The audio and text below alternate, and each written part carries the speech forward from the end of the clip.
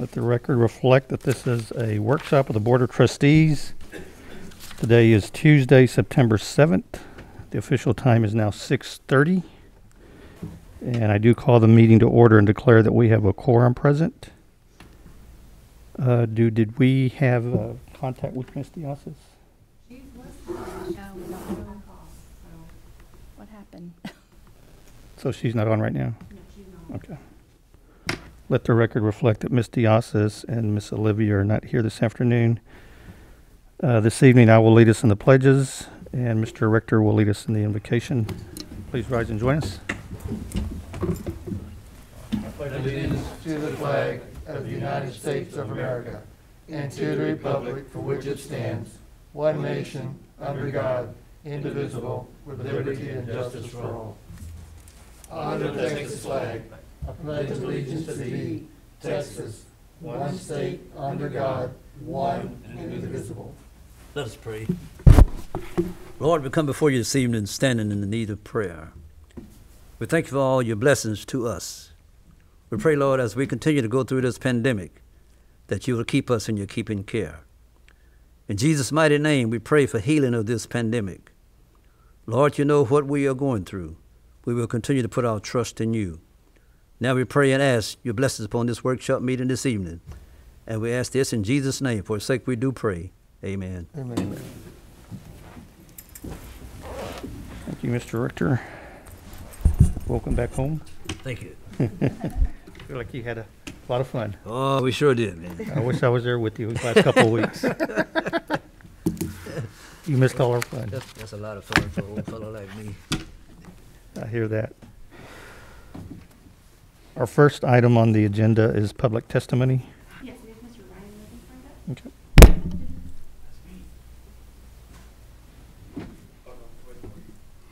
Okay. You know the drill, 3 minutes? I do. We all know each other. My name is Ryan Reagan, 2665 West Highland. And, I know that you guys are here to discuss the mask thing and what you're going to do to help the kids tonight. And I just wanted to say, that there's a group that's going to say always, and there's a group that's going to say never, and that I hope that tonight you guys can find some common ground in the middle somewhere, and that, whatever the options are that you guys pick out. One thing that I wanted to say was when you guys go to work during the day, if you go to your cubicle, like some of y'all do, you go to your office, you can take your mask off and you can get a little relief from it.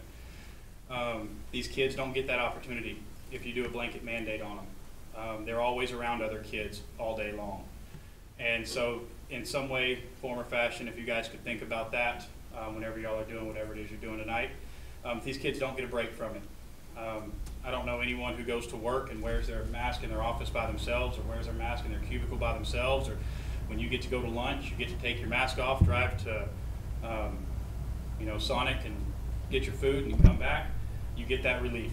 You don't have to wear it for 8 hours a day. And so to an extent, I hope that you guys can figure something out for these kids in that aspect. You have 30 seconds. Also, the sanitizing and all that kind of stuff, I hope you guys can figure something out there, because it's not the droplets getting through the air, it's everything else that everybody touches. So that's pretty much all I have there. Is just please come to something in the middle for these kids, where it's not a blanket, all or nothing, and help them out a little bit, even if it's different rules for different campuses. Thank you. This is Ms. Olivia. Okay, let the record reflect that Ms. Olivia has joined us and that Ms. Diaz's has joined us via video conferencing. So agenda item 3 is the COVID protocol workshop. As you'll recall, at our last meeting, we passed a motion to delay the implementation of the required mask to allow us time to meet in a workshop to look at a more narrow-focused protocol. And I know Ms. Cook and her team worked on that the last few days. And we will have that open discussion and give some direction to administration as far as what we want to see in a protocol.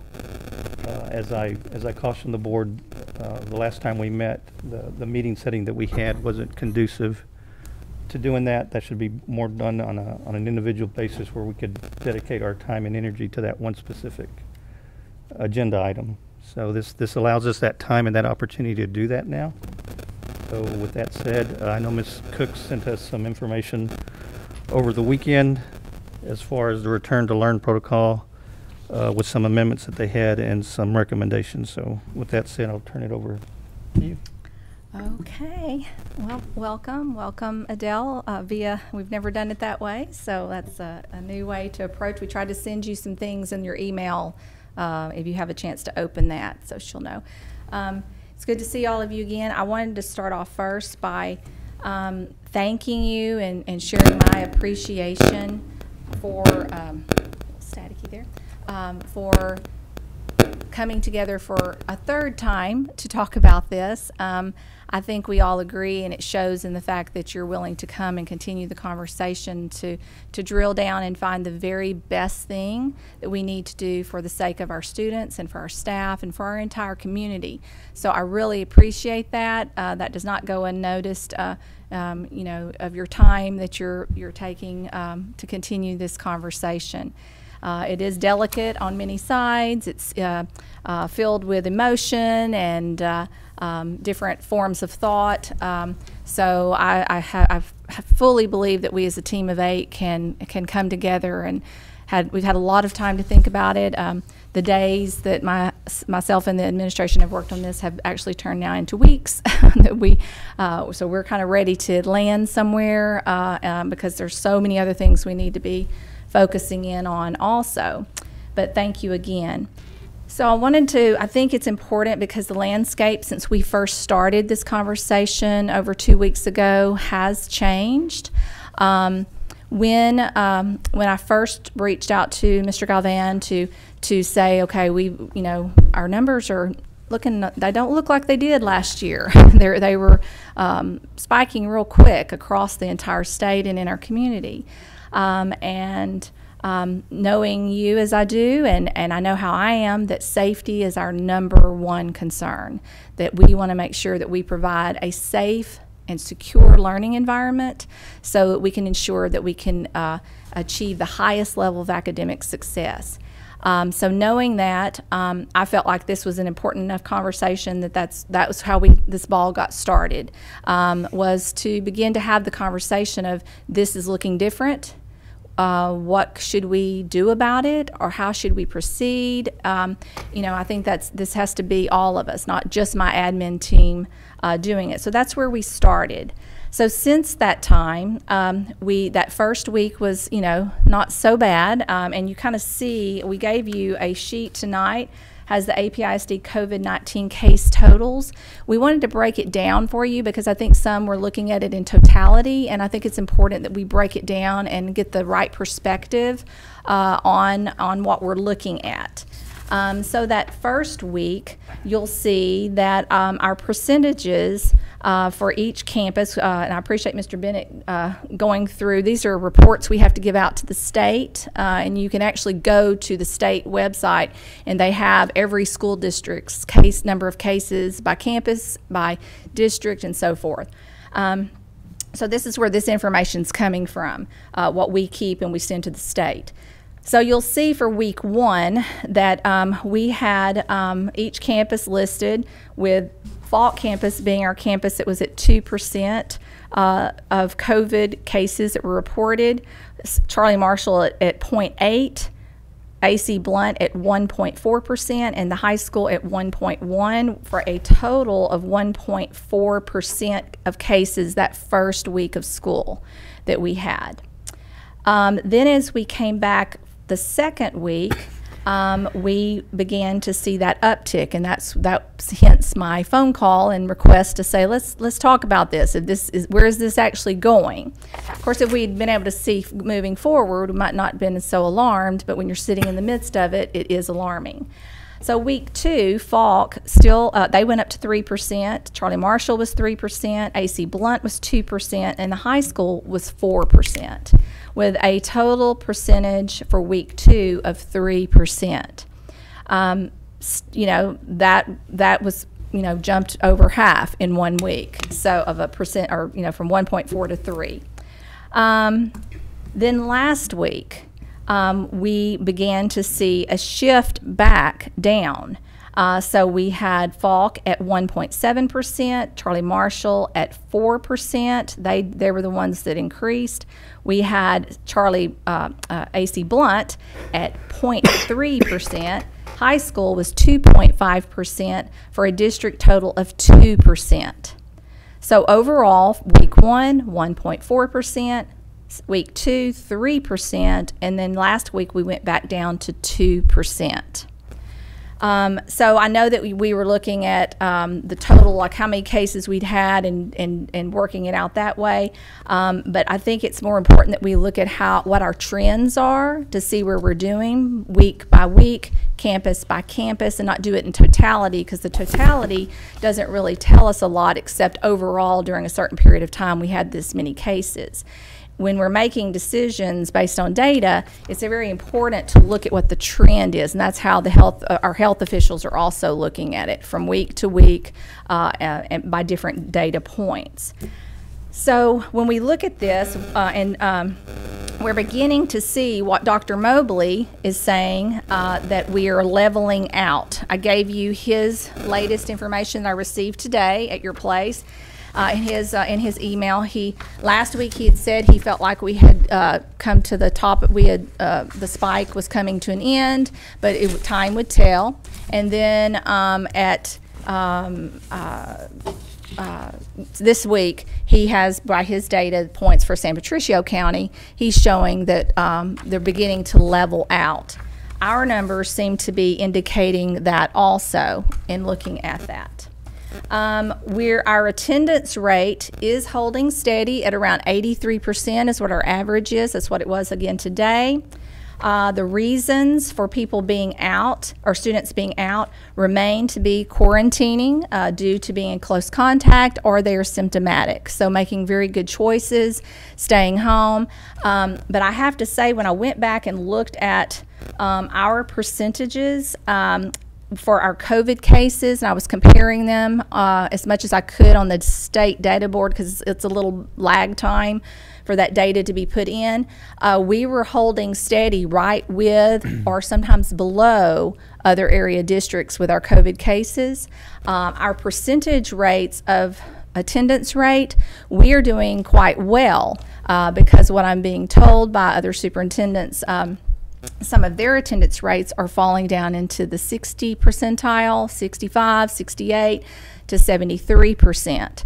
So I know we are not used to seeing these numbers, and it does seem to be alarming, but I think I want to try to help frame it tonight, and let's put it in a clear perspective look at what we're dealing with. And I think that can help us drive to the right decisions tonight.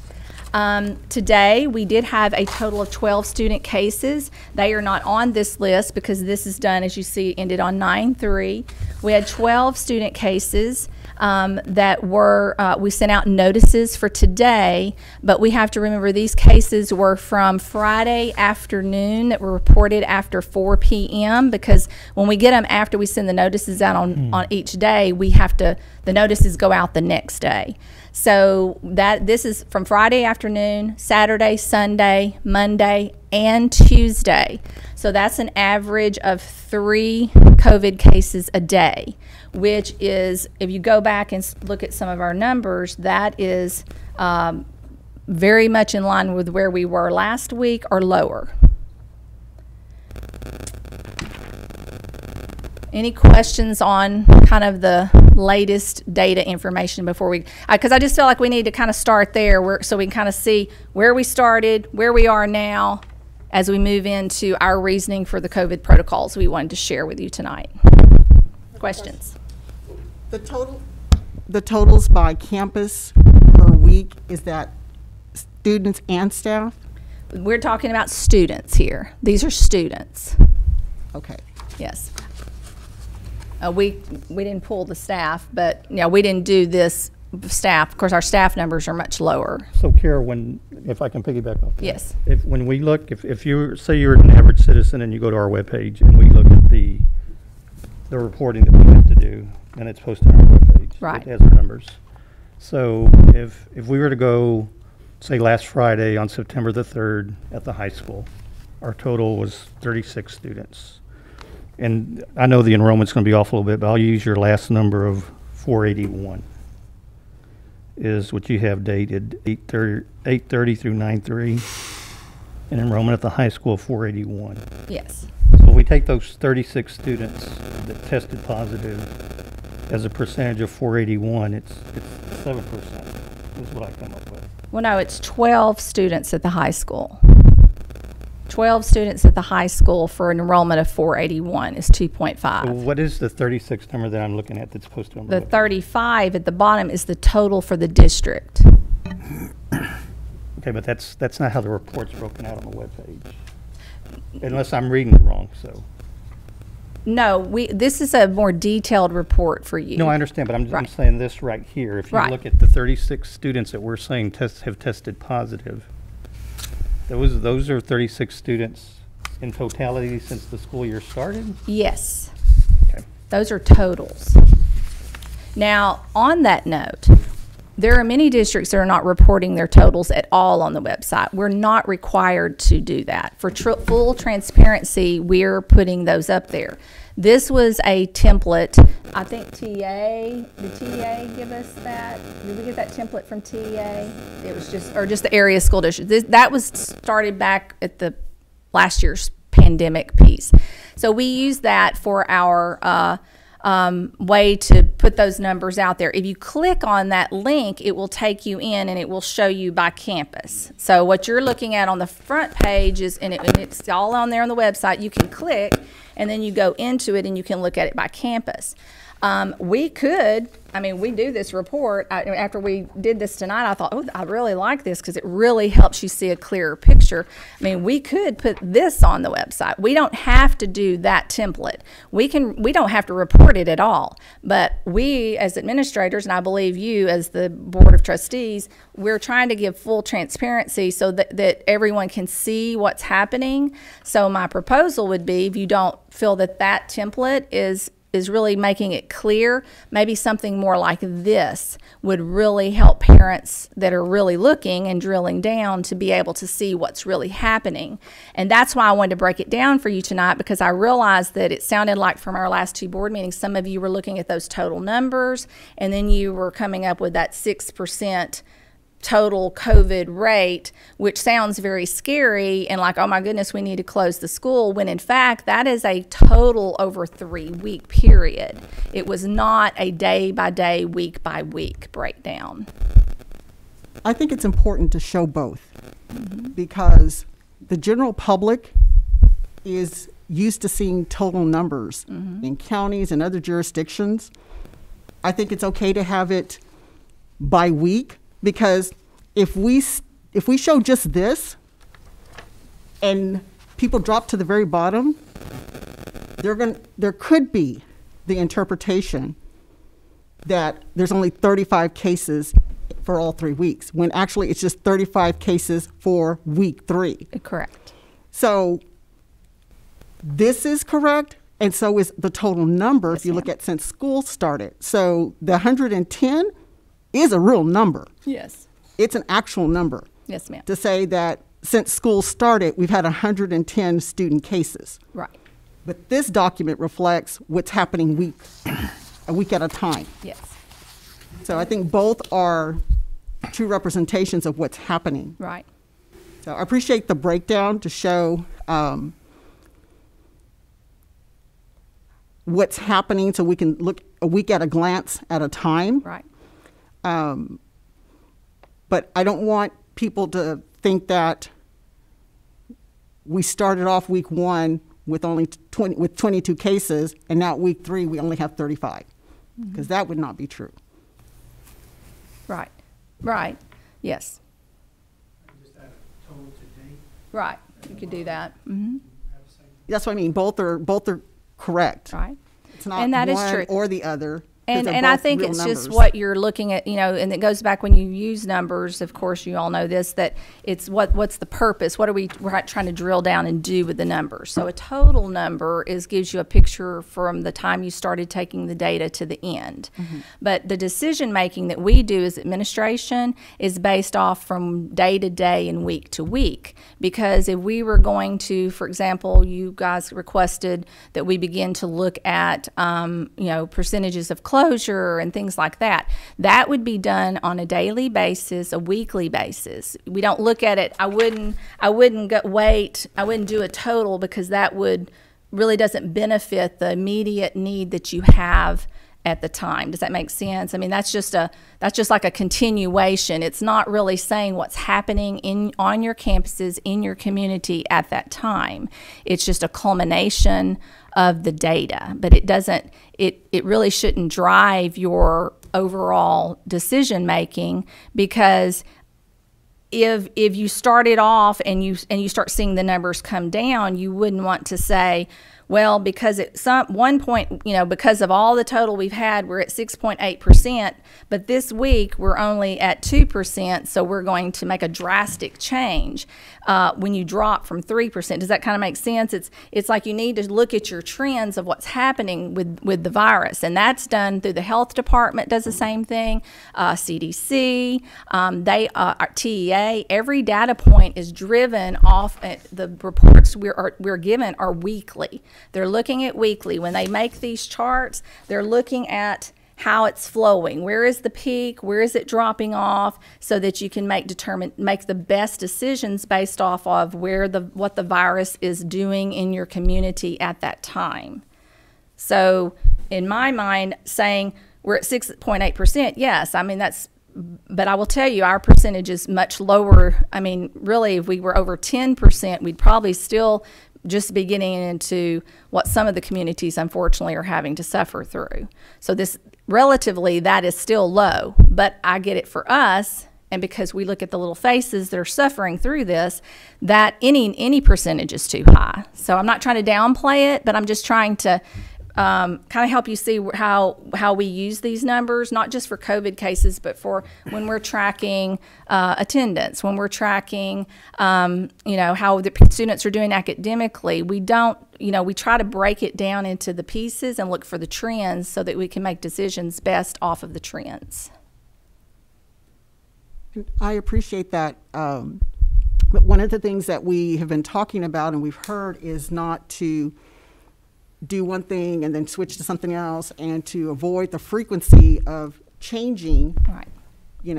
This week it's this, next week it's that, Right. this month it's this, next month is that.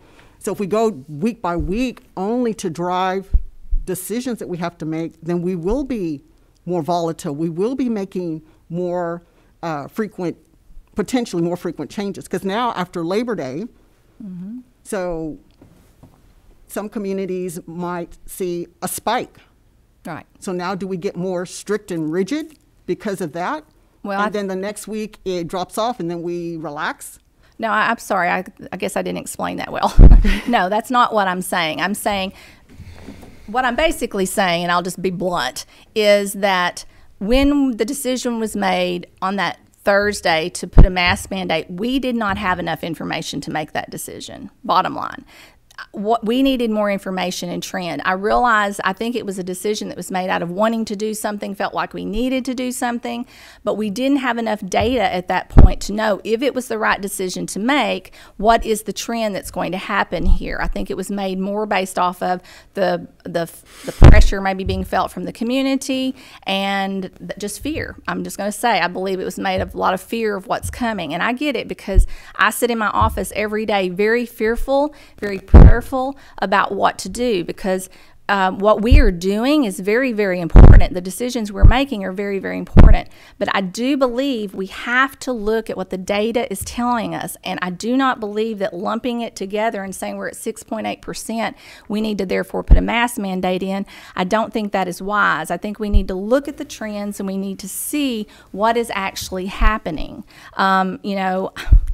and I'm just going to be real honest tonight with all of you. I hope I don't offend. I'm not trying to be, because I want to be as respectful as I can, but I have done nothing but live and breathe this and think this through with my admin team, called everyone and everybody I know to talk this through and look at it from every direction. So when I bring this to you, I'm saying that when you look at the trend, even though you look at the totality of 6.8%, when you look at it week by week, we were going to have cases. I'm telling you, even with masks, we would have had cases. That was going to happen. There is no proof that masks were going to keep us from having these cases. What we are trying to look at, is there anything that we're trying to do to keep this from spiking totally out of control? This tells me that when I see that we went 1.4 to 3 and then we came back down to 2, I believe, and our admin team believes, that our parents, first and foremost, are making very good decisions. They're keeping their students at home. They're quarantining them. They're calling us. They're having those conversations, and they're doing a superb job of taking care of business. And I believe that the staff is doing a good job of keeping things clean, keeping the students separated. We have no documentation that any cases have been there. And I have been watching watching every little number, every little thing, and so has Mr. Bennett, trying to see if we see like students that are contracting it on campus. Like, is it spreading in a classroom? We were looking for that because we thought, okay, if it's spreading in a classroom, we start seeing 1, 2, 3. We got to quarantine that whole classroom. We are watching it. That's all we do right now, is we watch these numbers and we talk with the principals. We see no indication when you look at our charts and graphs. And I didn't bring all that to you because it would be very overwhelming, but I can. But we have every child listed. We know every class that they're in, and we're looking for where is it. We've had a couple little spots that that it's possible, and I will say at the high school, you know, that because of the close contact and maybe some of the after hour, you know, hanging out and so forth, I think we could drill down to some of that. But we have no clear indication that it's even being transmitted on the campuses. Where we have the most numbers seems to be after they've come back from being off somewhere for a weekend. I do believe we will see a spike at the end of this week because of Labor Day. And that's going to be across the country, not just here. But anyway, so I'm saying lots of things all at once. So I hope I'm not confusing everyone. I've just got a lot rattling around in my head. So no, I mean, and just in fairness, I mean, I don't think anybody on this board was naive enough to think that putting a mask was going to keep us at a 0% on COVID cases. Right. It's just a mitigation piece. Mm. I don't think it was ever intended as an answer to we're going to get COVID off our campuses by putting masks. Right. It was just a piece of what we're doing in our protocol. As far as some of the cohorts, I mean, I think regardless of where it's caught, whether it's on campus or it's in the community, it's still something that we have to deal with. Yes, sir. You know, so I mean, I don't know that the origin is that important, other than we still have to mitigate it. And I think that's what we're all trying to do, is to come up with that mitigation piece that we think will do that for the safety of our students. Because like you said, you know, that's our number one job, that we're trying to protect everybody's child, grandchildren and neighbors and church members and all those things. So exactly. Anyone, just wanted to throw that out there. Please go on. Anybody has any other questions? I'm going to agree with that, because I think that all of us sat here the night we made that decision and we looked at the data that we had been presented, where our staff said they wanted masks, and the parents who responded to the survey, it was overwhelming majority of those people that said they also wanted masks. So I feel like when we made the decision, we definitely based it off of what we were seeing that our parents and our teachers wanted. Yes, ma'am. So that makes it a little difficult, you know, to say we went out of our way to give them a survey. They went out of their way to respond to it. And I think it would have almost been a slap in the face for some of them for us not to have responded at all. Right. No, and I agree. And that was the other reason, because I had sent the survey out. I wanted to make sure you had the information. But on that note, I don't think I did a good job, I know I didn't, of helping us understand the survey totals and numbers, because I think that was a little, I guess I was just caught off guard that evening, so I just wasn't as prepared for some of the questions you all had. But since then, I've looked at it again in more detail. So we have 929 families in the district. 400 responded. 400 of our families responded. That's 43.1% of our families. Of the 43.1% that responded, the 400, 289 said yes. So we had 400 that responded, 289 said yes. That's where the 72% number came from, because I think we sat on that a lot. And once again, I should have shared it like this. I kind of lesson learned from a survey. The yes responses therefore represent 31% of our families. So 31% of our families responded yes. 9.4% of our families responded no, because we never talked about the no, but 9.4. The no opinion were 2.6%. And then we had 56.8 / 56.9. Oh, okay. So around 56% of families did not respond. So that's unfortunate, and hopefully that's a call out to all of our families. When we send a survey out, please respond, because if everyone will respond, that's a better indication, and it helps make this decision process so much easier. The situation we found ourselves in, you found yourselves in, was that you were hearing 72% of our families want masks, but it's only 289 of a possible 929 families. So the percentage is really very small that responded and wanted to have masks. What is interesting to me too then, so we should have at least 289 students. That's if every family had one child. We should have at least 289 students in our district that should have masks on, because if their families feel that strongly about it, they should have masks on. And I would venture to say we do not have 289 students that come to school with masks. So I'm not trying to, I'm just, these are just thought moments I've had is, because, and the reason I'm throwing all that out is because if a mask mandate is put in place, we need at least 289 families to be supporting us in that. It begs me to wonder, will they, when it really comes down to fully understanding that my 6-year-old will have to have a mask on all day, is that what they really wanted? Did I really word the survey correctly for them to understand what is involved in a mask mandate? Because it was very simple. It was very, how did we word it? It was, are you in favor of a mask mandate at APISD? I mean, it was very broad.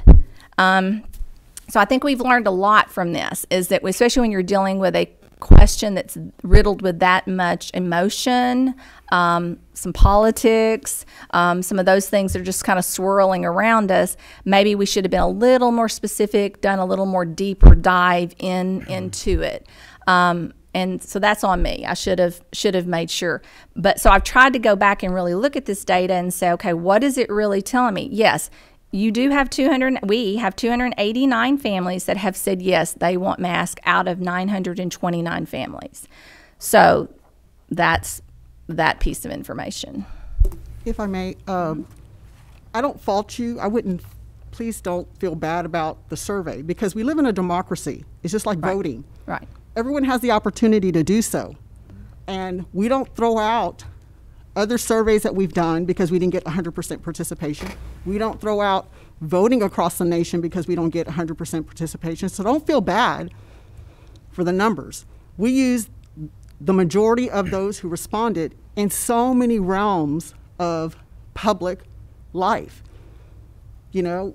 homecoming, if you want, all kinds of things. So the littlest of things and the biggest of things, we go with majority rules. So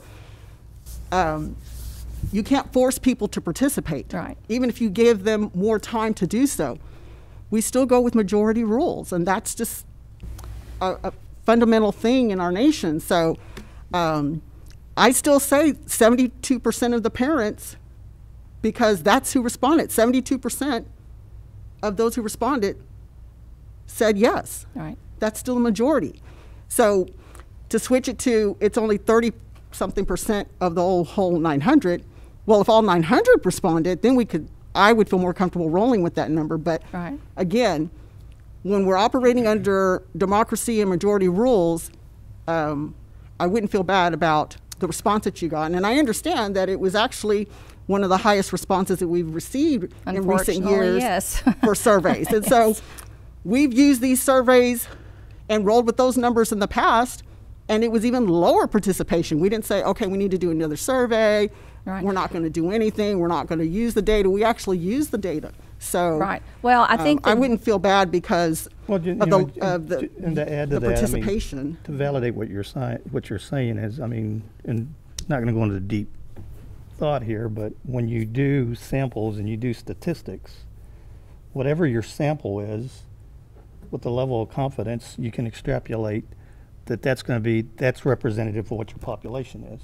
So even though only 289, that becomes our sample of the respondents on that, is whatever holds true for that, then the people that responded will hold true for the rest of the population if they were to respond.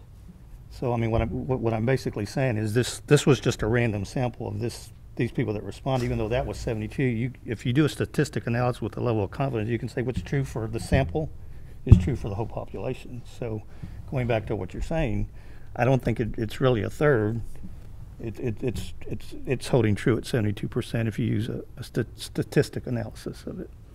Well, and on that note, I would say if y'all decide to move forward with the mask mandate, I hope you're right, because my fear is that that's not going to be correct, and so we're going to have about 289 families that are going to support us in this, and my administrators are going to be trying to figure out how to enforce an unenforceable mandate for the other 700 families. That's the difference of this and other surveys we've done. This is one that when the decision is made, it's a mandate that has no enforceable piece to it, and that's why I brought it back the second and now third time, because we've had it now the third time, is because that's the missing piece. That yes, this is, to me, this should just be one small piece of your decision. It is a piece, and we do need to listen to it and validate it. But since even this, we've received so much more information, and I think I feel like we keep coming back to that, and we're trying to make a decision based off of just that. And I personally just don't feel like that is a good enough reason right there to do this. I feel like we as a team of 8, and that's what we have to do as administrators, my teachers, my students even, a lot of times they don't like or want to do something. But in the end, we have to come back in here and say the good for the whole, the good for everything, looking at it from every perspective. We have to make the decision, not just because 72% of my teachers want me to do something. That doesn't necessarily make it right.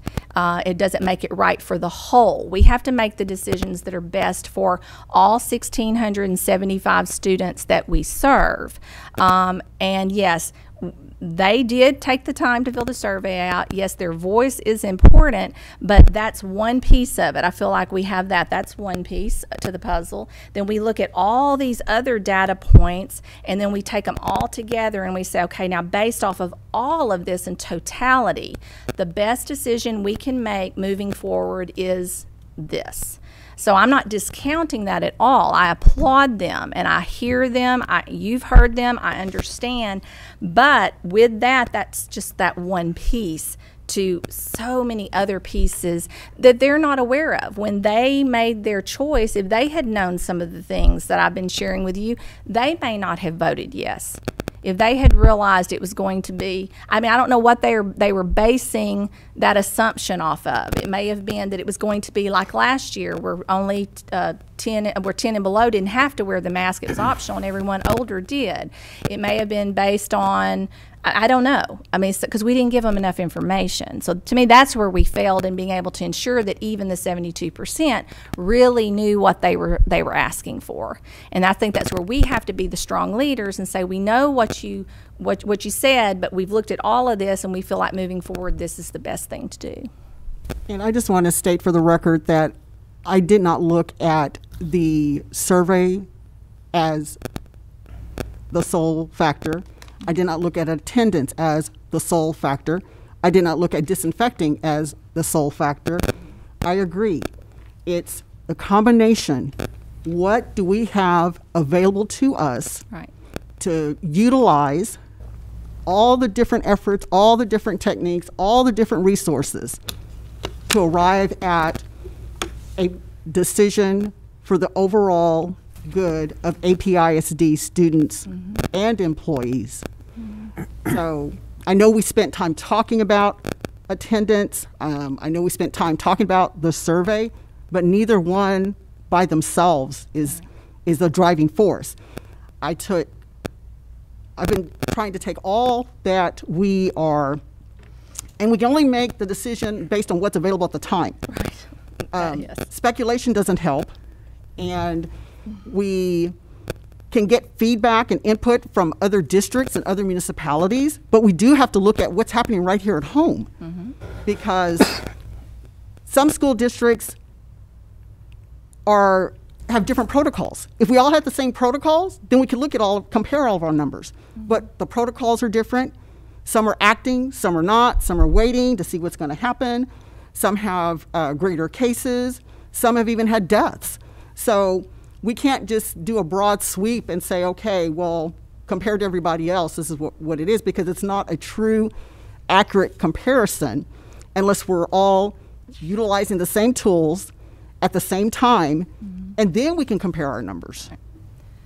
Well, with that said, to move this along, if that's okay, I would like to take you to the protocols so that what we have looked at, because I will tell you that I would put our protocols against anyone's protocols and say that we have pretty much looked at how to utilize everything at our disposal possible. Of course, from my perspective, administrative team's perspective, we have stayed away from the mask in our protocols at this point that we're proposing to you because we believe what we're proposing will be the best way to proceed, but then in the end that will be your choice. I did give you the latest public health guidance as of September 2nd. I hope I had sent that to you. I think I did in my weekly update. It should have been in the, because you got some things in your board packet, but then in your weekly update I sent this because it was hot off the press.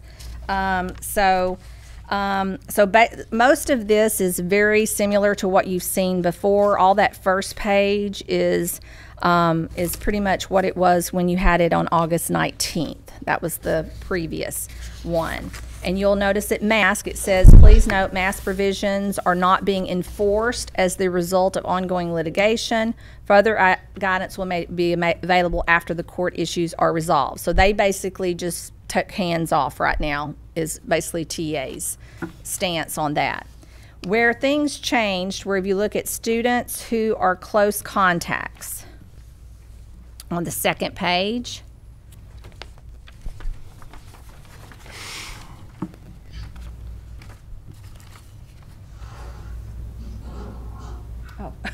I didn't know what that was.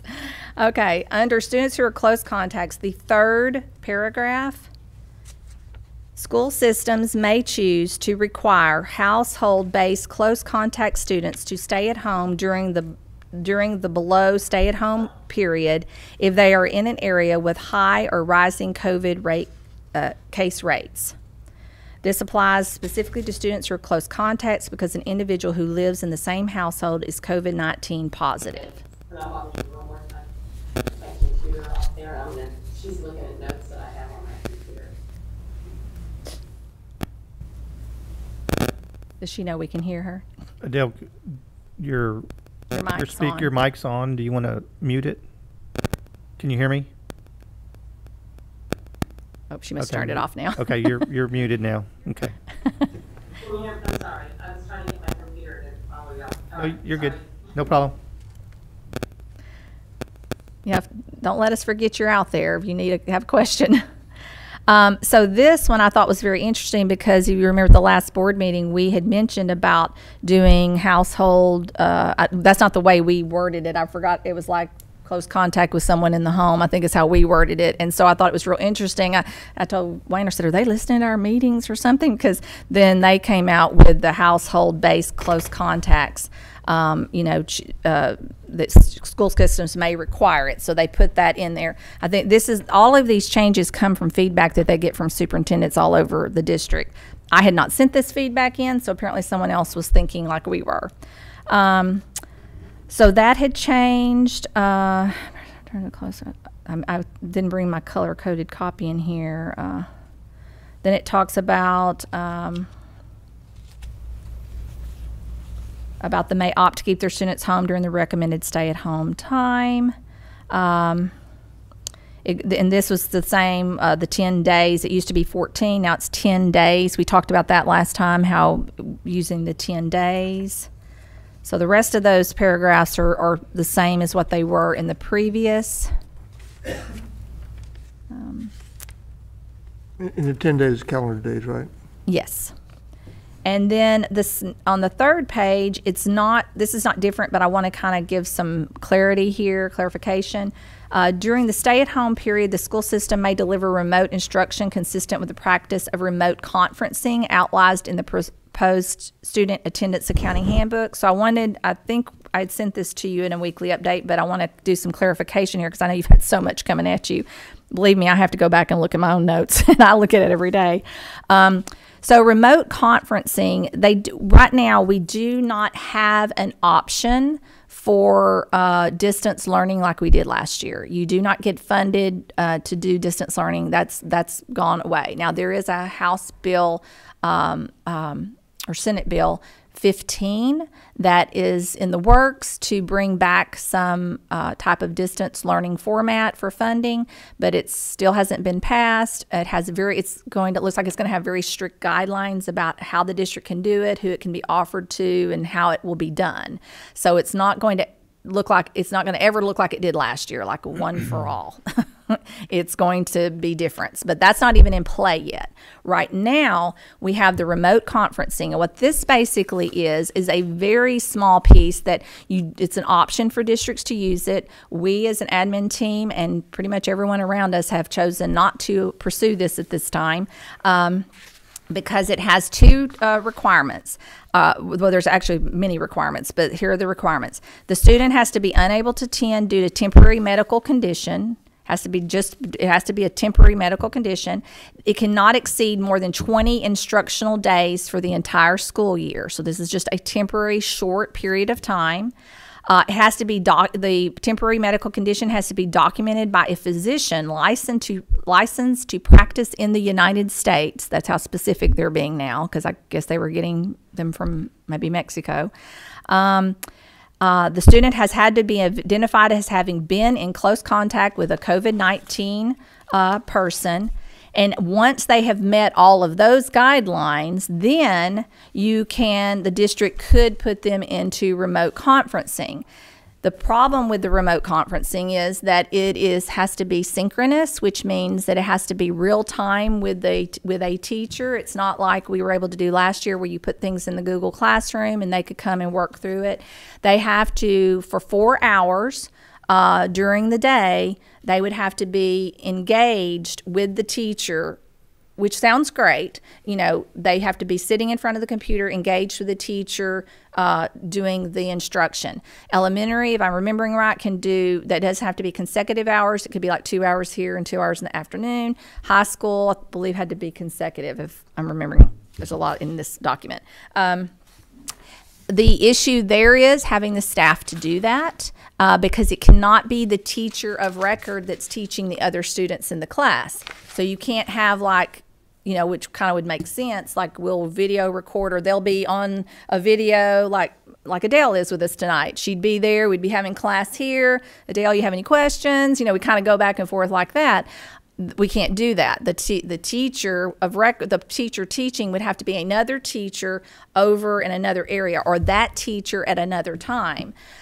So that becomes a scheduling nightmare, a staffing nightmare, and so forth and so on. So that's why we've all kind of stepped back from that, because it sounds good in theory, but actually practically being able to implement something like that would be very, very difficult. So I've not totally thrown it to the side. I keep coming back and looking. Maybe we could work something out. We've had a few little ideas I've toyed with, but right now we're just trying to make sure we keep our staff in the regular classrooms teaching the kids in the classroom. So we're doing packets and some Google Classroom exercises and some videos that teachers might be doing for makeup work for the students that are out, but we're not trying to move to that direction right now, just because of all the issues that come with it. That is the only distance learning option that's on the table right now for any type of funding. There are some districts that you've read about. There's even one in our area that has chosen to do distance learning, and they just are not receiving funding. So they're and I applaud them for that, but you know, I don't know how long you can sustain something like that. That will become very, very costly. And you know, we passed a very tight budget as it is. So I would not be making a recommendation to try to do something like that. But I just wanted you to be aware of what our options were for distance learning, because you know, we'll know. They're going into a third session at some point, so I don't know when all these things will come to pass or not. But I'll keep you updated. I have a question about just Yes. On the ESSER funds, having a teacher doing remote learning like you just described wouldn't qualify for ESSER funding? Yes, sir. It's the funding could be there. It's the staffing to find to do it. I So can't. the funding's there. It's the staffing piece. Yes, we could use ESSER funding to fund the teacher, but I don't have any staff. I mean, we weren't able to fill some of the positions that we had in-house. There's not enough ESSER funding, though. I'd have to go back and figure up like the daily rate per child that we would be losing if we just did distance learning for a large group of students and we didn't receive state funding for them. Yeah, and then the problem was in a month, if you do away with that, then that teacher's, you know, somebody hard to do that, you'd have to put them on a contract and you wouldn't have anything for them to do for the rest of the year. So, you know, if you ever go back to where things go back to normal. Yeah.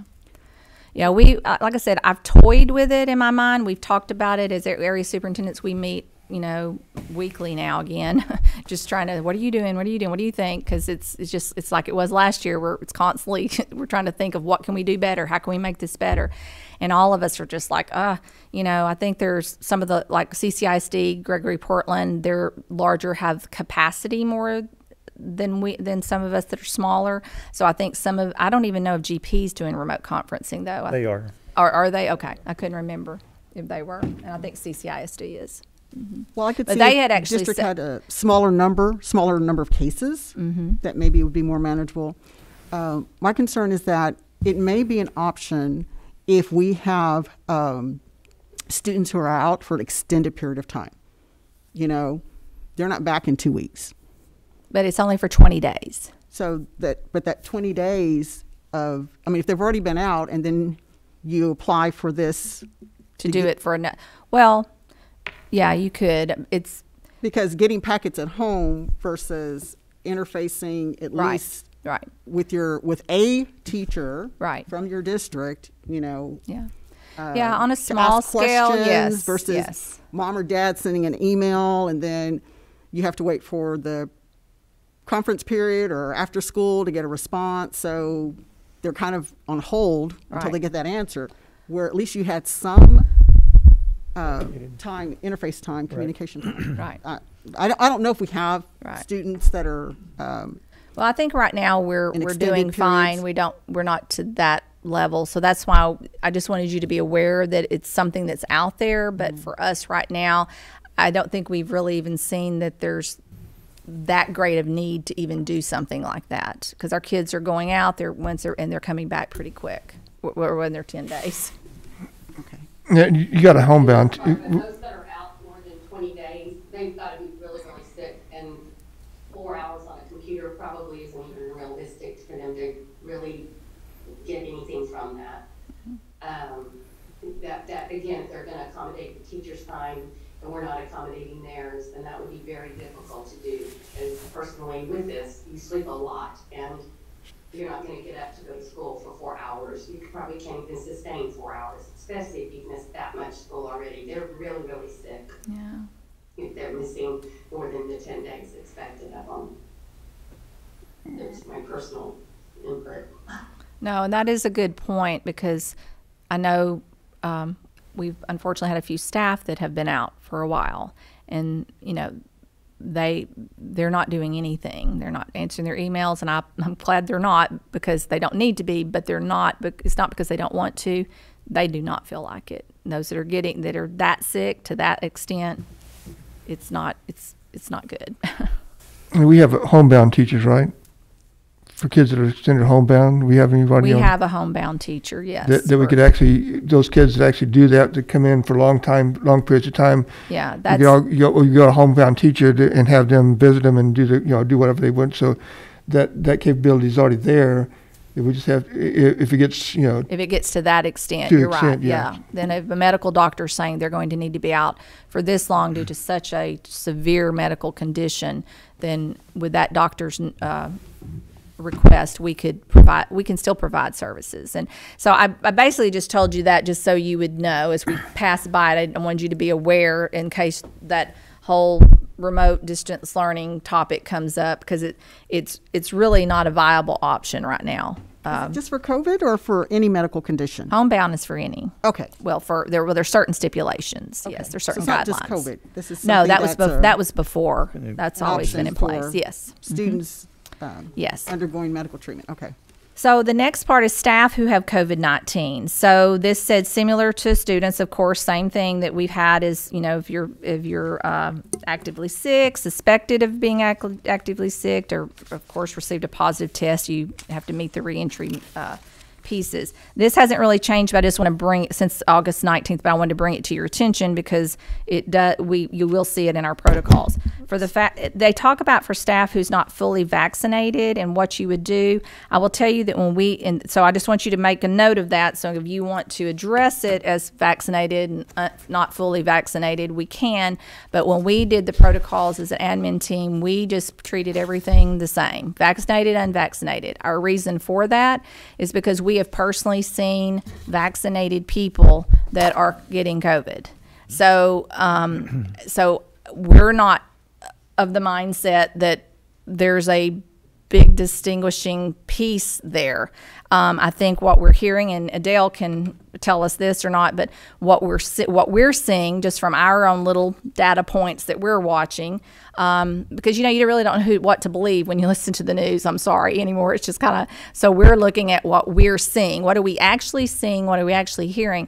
So we're seeing people that have been fully vaccinated, wearing masks, that are still getting this. On my staff have done everything right according to CDC and DISH and everybody else, and they still got this strain of COVID.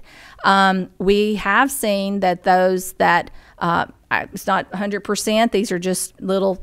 Once again, our case study is very small compared to what you would do with a large research number. Is that those that are vaccinated, for the most part, are not suffering as much, not having as bad of symptoms as those that are unvaccinated. And that's just from our very, very small number of people that we have been watching. That does seem to fit right into what CDC and so forth is saying as far as the symptoms being worse or not. But as far as the vaccine stopping you from getting it, well, CDC says they're not guaranteeing you're not going to get it with the vaccine. So with all that said, I want you to kind of know our thought processes, because yours may be totally different from that. But our thinking was, there's not enough evidence that fully vaccinated versus unvaccinated really need to be treated differently from this respect. It's more of a personal choice you made to help yourself, hopefully, if you get it, not get sicker than you need to. So we did not address fully vaccinated or unvaccinated in our protocols. If I may, if we can just pause for a second. I don't know if in our discussions we ever implied that fully vaccinated that you would not get COVID. I mean, so to No. say that people who have been fully vaccinated are getting COVID, but that's not even, No, ma'am. because we do have in the draft under the student section, we talk about fully vaccinated, but not Well, under that the was staff. in there by accident. I'm about to tell Okay. you that it's been pulled out. Oh, okay. Yes, and let me say there, I feel like you're getting a little defensive. I am not by any means trying to say you guys did something or nothing. So I apologize if I'm coming across like that. I'm just trying to just tell you where we came from from making these decisions. I'm not trying to point any fingers at any of you. I'm just saying this is where we're coming from, so that you'll know how we got to where we are. So I apologize if you're But it not makes it taking. sound like in the conversation of a mask mandate that even with the mask, people are getting sick. Even fully vaccinated people are getting sick. And again, this board was looking at preventives. What can we do to slow it down? What can we do to address, to mitigate is the word our board president used. So it's not to say that whatever we do is going to be, the bulletproof wall of you won't get COVID, you won't get sick. It's to prevent and to mitigate, trying to avoid, trying to minimize. Right. Well, people are getting COVID for different reasons. It's not just whether they wore a mask or not, or just that they were vaccinated or not. There's other things that are going on, possibly in their bodies, other ways that they were exposed. Right. It's not just face-to-face. It could be touching something and then wiping, it could be a number of ways. And so since we're not tracking it, then I don't think it's responsible for us to try to speculate what it is or it isn't. Because if we were tracking it, then we can say so. If we had people self-disclosing how they got it, but we don't. So, again, I see the mask, I see the testing, I see the disinfecting, I see the social distancing, I see all of those as preventative measures that we can use in totality to try to counterpunch this pandemic. So I just didn't want that message, because we have misinformation that's out there, and so I don't want there to be a misrepresentation behind the spirit of the resolution that was passed, or why we're spending and investing all of this time and effort to try to arrive at a plan that we think is best for the school district. It's all a preventative thing. We're not trying to cure anything. We're trying to prevent and mitigate. So. And I understand but I'm just trying to give you all the information that we have. And once again, I thought we were able to speak freely on and have this conversation, but I'll continue. For staff who meet the close contact threshold with a COVID-19 positive individual, if these staff continue to work on campus, rapid testing must be performed periodically for 10 days post-exposure.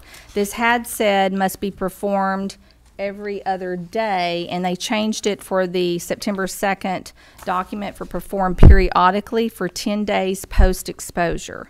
So you will see that has been put in the protocols. So if you'd like to move now to the return to learn safety protocols, we revised these as of 9/3, which actually should have been 9/7. Hopefully I printed out the right one. Maybe we didn't change that at the top. Okay. Whew.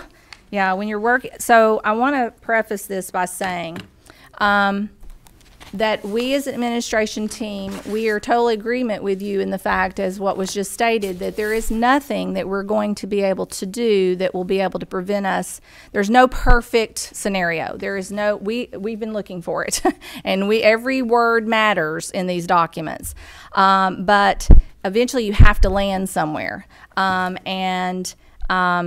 So we came at this as looking at what we believe from looking at our community, looking at our school system, looking at the students, our families, looking at what we have the staff to do, what we feel is enforceable, so that we can carry it through and see it to fruition and not just have something that's hanging out there that is difficult to put into practice.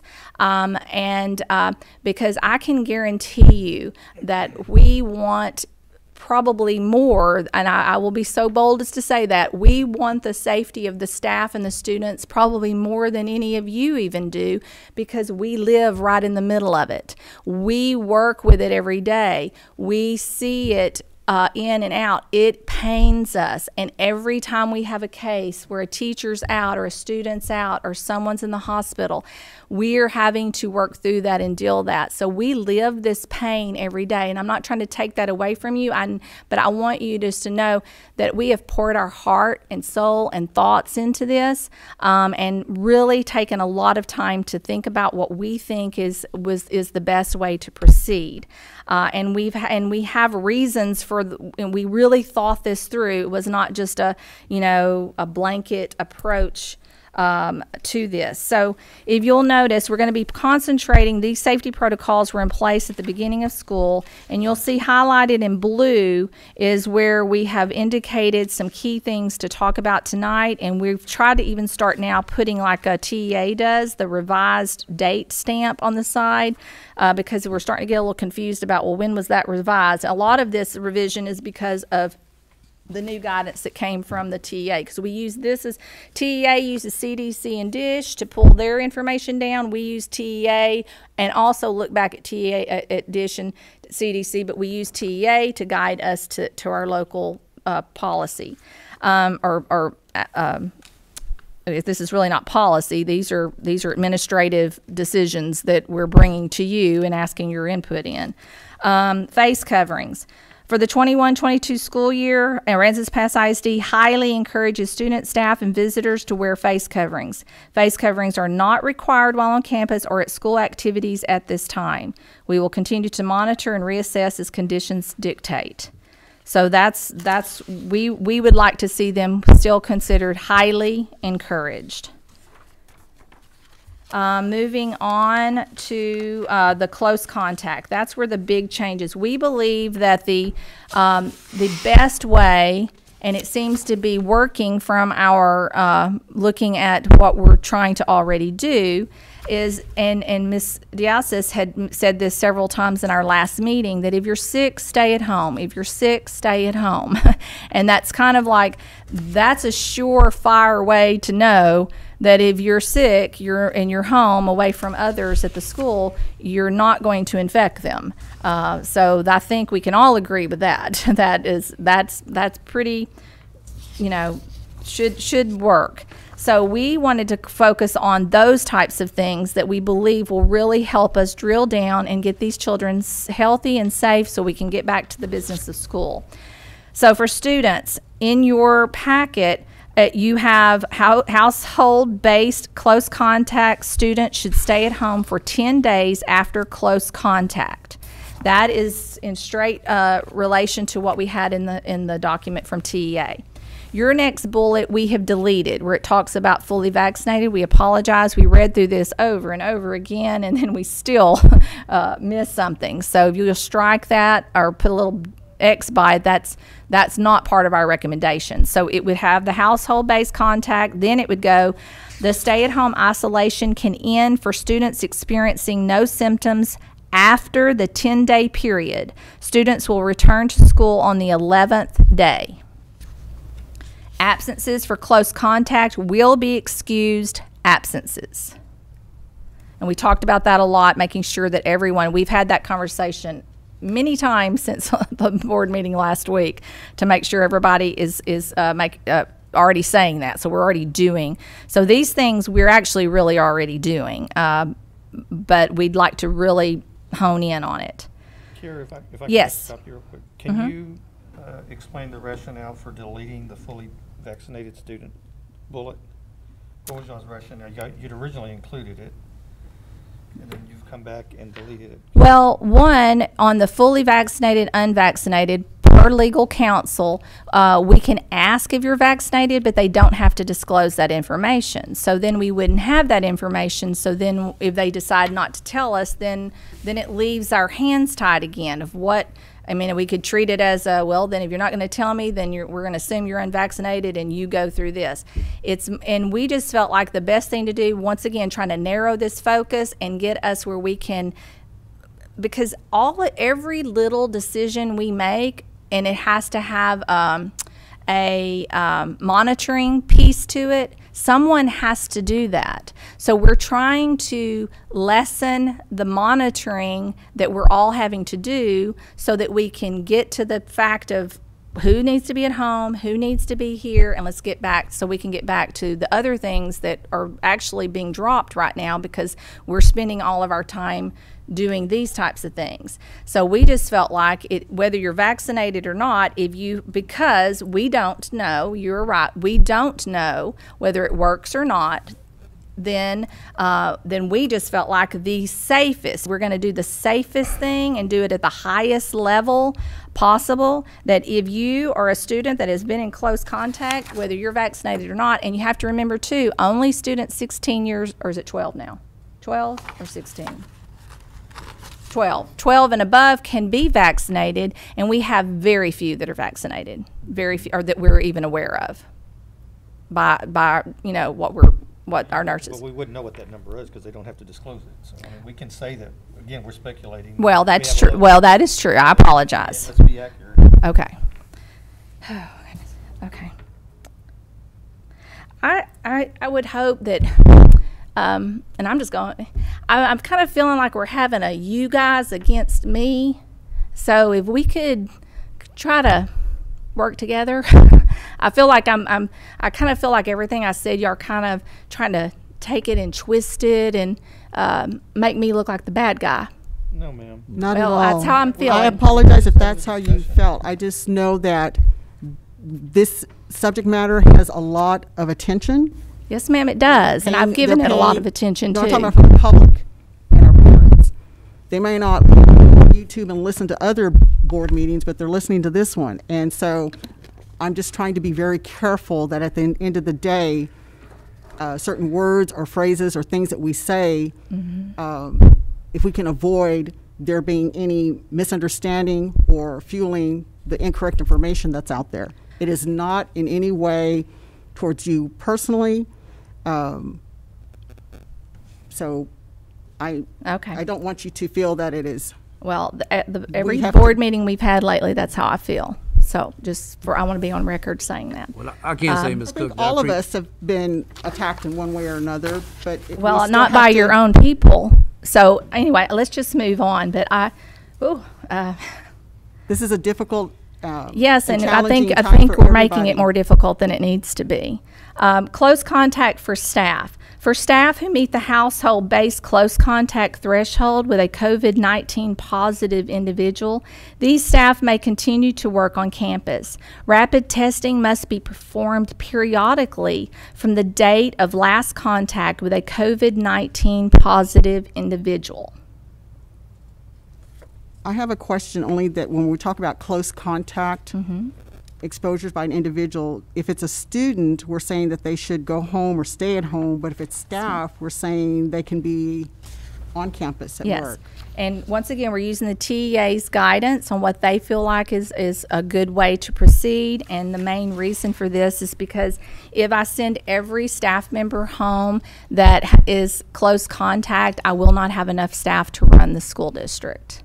And so our thought is these are adults, they're professionals, they know how to monitor themselves better. They have done an excellent job of doing so for the past 3 weeks and a day.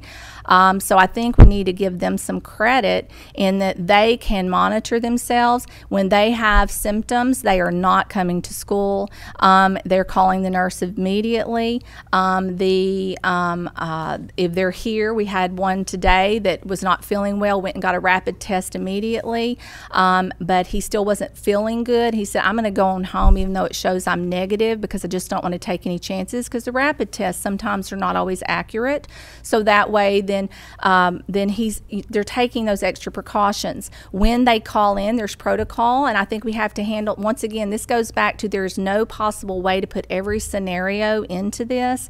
So that is where we have RNs on every campus, and we just hired another one to ensure we had one on every campus. And then we have Sally McCutcheon, which is our director of nursing. She will be handling the rapid testing and overarching piece of all of that. So we're very blessed because you have all allowed us to have RNs. There's many districts that do not have the staff like we do. So we have 5 RNs in campus, in district. Everyone is calling their nurses. Their nurses are talking through with them. So tell me what's going on. So there's a lot of back information here that we don't put in the protocol. So you'll know they will call, and they will go through what are your symptoms, what are your what's happening, and they will help them make a determination whether they should even show up or not. So because of that, because we know they're adults, and we expect them to make adult decisions on that side, whereas students, they could sit in class and they don't want to miss the pep rally that afternoon, so they're going to just kind of push through it. Or little ones don't know to say, I'm not really feeling too good.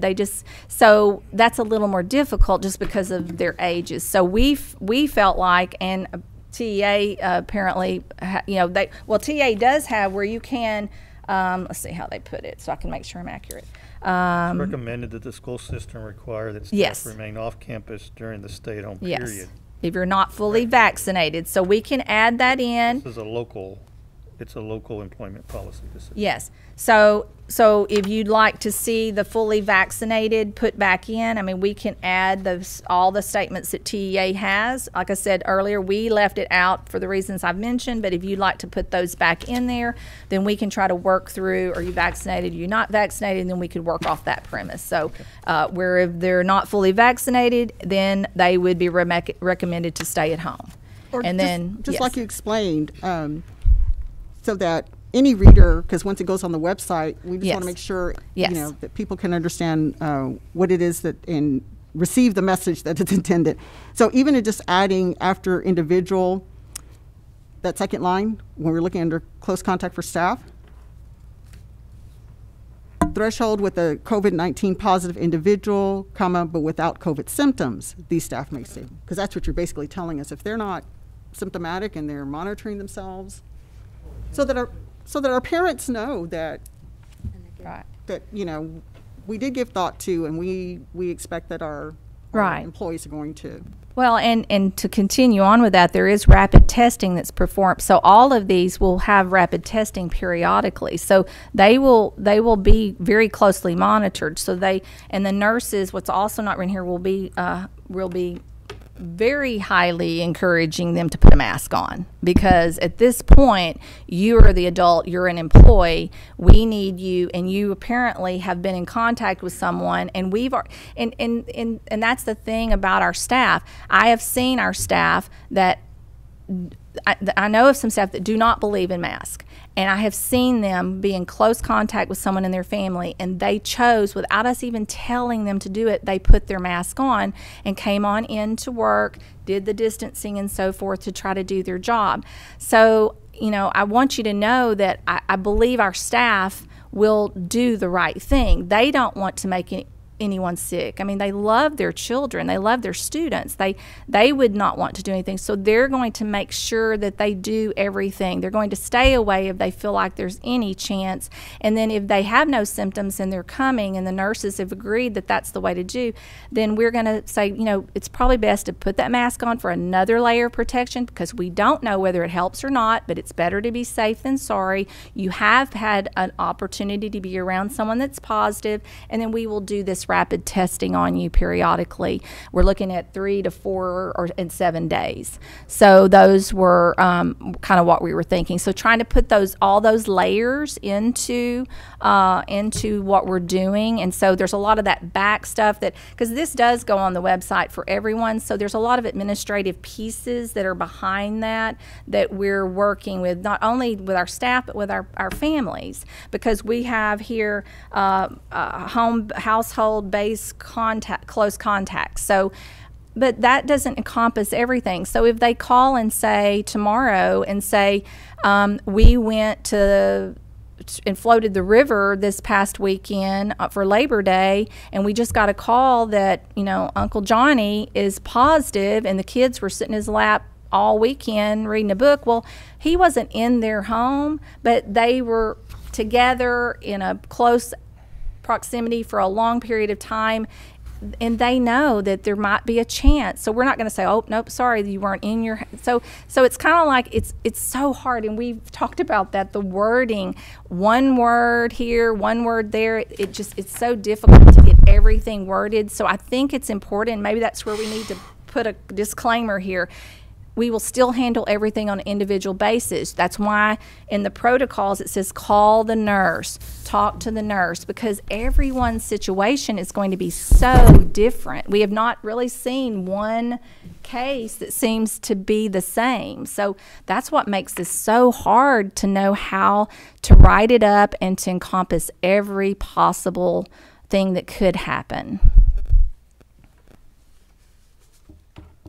Does that help? Hurt? Just so that I'm clear, so the TEA, you said, I know you discussed this earlier, but I'm kind of fogging on what was said. No, it's a lot to it. Yes. On the 10 days post-exposure, you guys are removing that because you're thinking of doing the 3-4-7, or because you just don't know if it's going to be fully 10, so you don't want to... On the close contact? No, it would be done during the 10 days. Okay, because so it's 3. Wasn't in the. I didn't see it here in the blue, but I did see it on the TEA page, not the 10-day part. So it says periodically from the date of last contact with the COVID-19. So maybe we should put in like up to. During the 10-day period. Yeah, I was just curious. There you go. The wording is pretty much the same, but that part was missing, so I was wondering During if you guys 10-day were thinking period. of doing it differently. No, once again, thank you for that. We've looked at this so many times and trying to compress it. So we've got for staff who meet the household-based contact threshold with a COVID-19 positive individual and they are without COVID symptoms, these staff may continue to work on campus. Yes. Rapid testing must be performed periodically from the date of last contact with a COVID-19 positive individual during the 10-day period, something like that. You think that works? Yeah. So we can kind of work on where that... For 10 days post-exposure. Okay. I think Okay. that's sufficient. Okay. Yeah, we want to try to make it as clear as possible. Like I said, it gets to be a jumbled mess as you get into it. And then we had put who they should call. So we have that in there. Of course, that's been in there for a while. And then our notifications piece, this is pretty much the same. We'll send notifications out to secondary campus where COVID for the secondary campus, it's for the whole campus when there's a COVID positive on campus at any grade level, because it was too hard to try to do it. Ninth grader that takes all these classes, so we gave up on that. And we sent out to the elementary classrooms because they do have a cohort that they stay with, so we send it just to that class of students. And then we added extracurricular cohorts will be notified by their sponsor coach when a COVID positive individual has been present, because they're very close contact, a lot going on there, a lot of dynamics. So we felt like that was another layer of notification we needed to add. And so we've already started implementing all of that. So they should be doing that now. Coach Taylor's been working with us on that. And I'm sorry, if we back up to the blue before, what Sure. page number were we on? Under the, where we gave the phone numbers Yes, for ma'am. Mr. Bennett and Ms. McCutcheon. Yes. If we can add the extension for Mrs. Bennett. Okay. It's in there at the top of that page, Mrs. Cook was just on in the purple. Oh, the next page. Okay.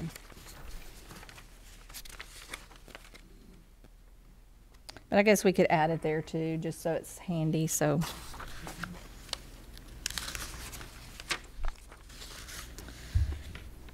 Okay, and the rest is what we had, all of our protocols, cleaning protocols.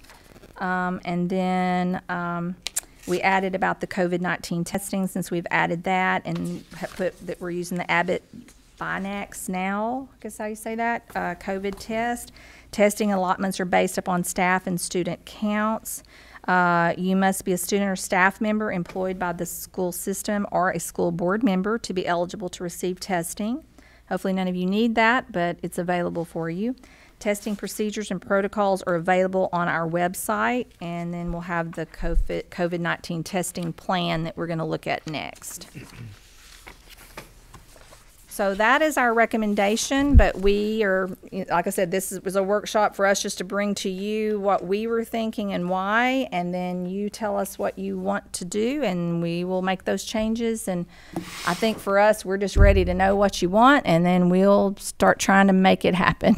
So pretty much all of these things in here we're already doing. We just went ahead and started doing it. We just haven't put it out to anyone because we didn't want to do that. Here it is. Oh, no, we're going to do this. So I felt pretty comfortable that you would want us to at least do all these things, but then you might want to add more layers or different things. And so this was, I thought we would try to do a lot of the heavy lifting so you're not here to midnight trying to start with a blank slate. I have a couple of questions on the rapid testing document. Okay. Have we got there yet? You ain't got to yet. No, I was going to do that she- next after y'all decided what you wanted to do here, or however you want to do it. You just tell me. I'm So- good, so- whatever so- way. So just for discussion, to throw it out there, with the TEA guidelines, and I appreciate everything that you said about staff and them being adults and you're not wanting to infect, for lack of a better word, any of the students. I think for consistency basis, we're referring back to the guidelines by TEA. Okay. And going back to the point that you made, let me go back to my notes here.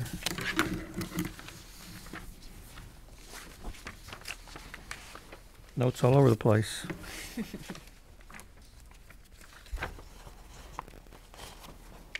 I got it here. Let me just reference it here.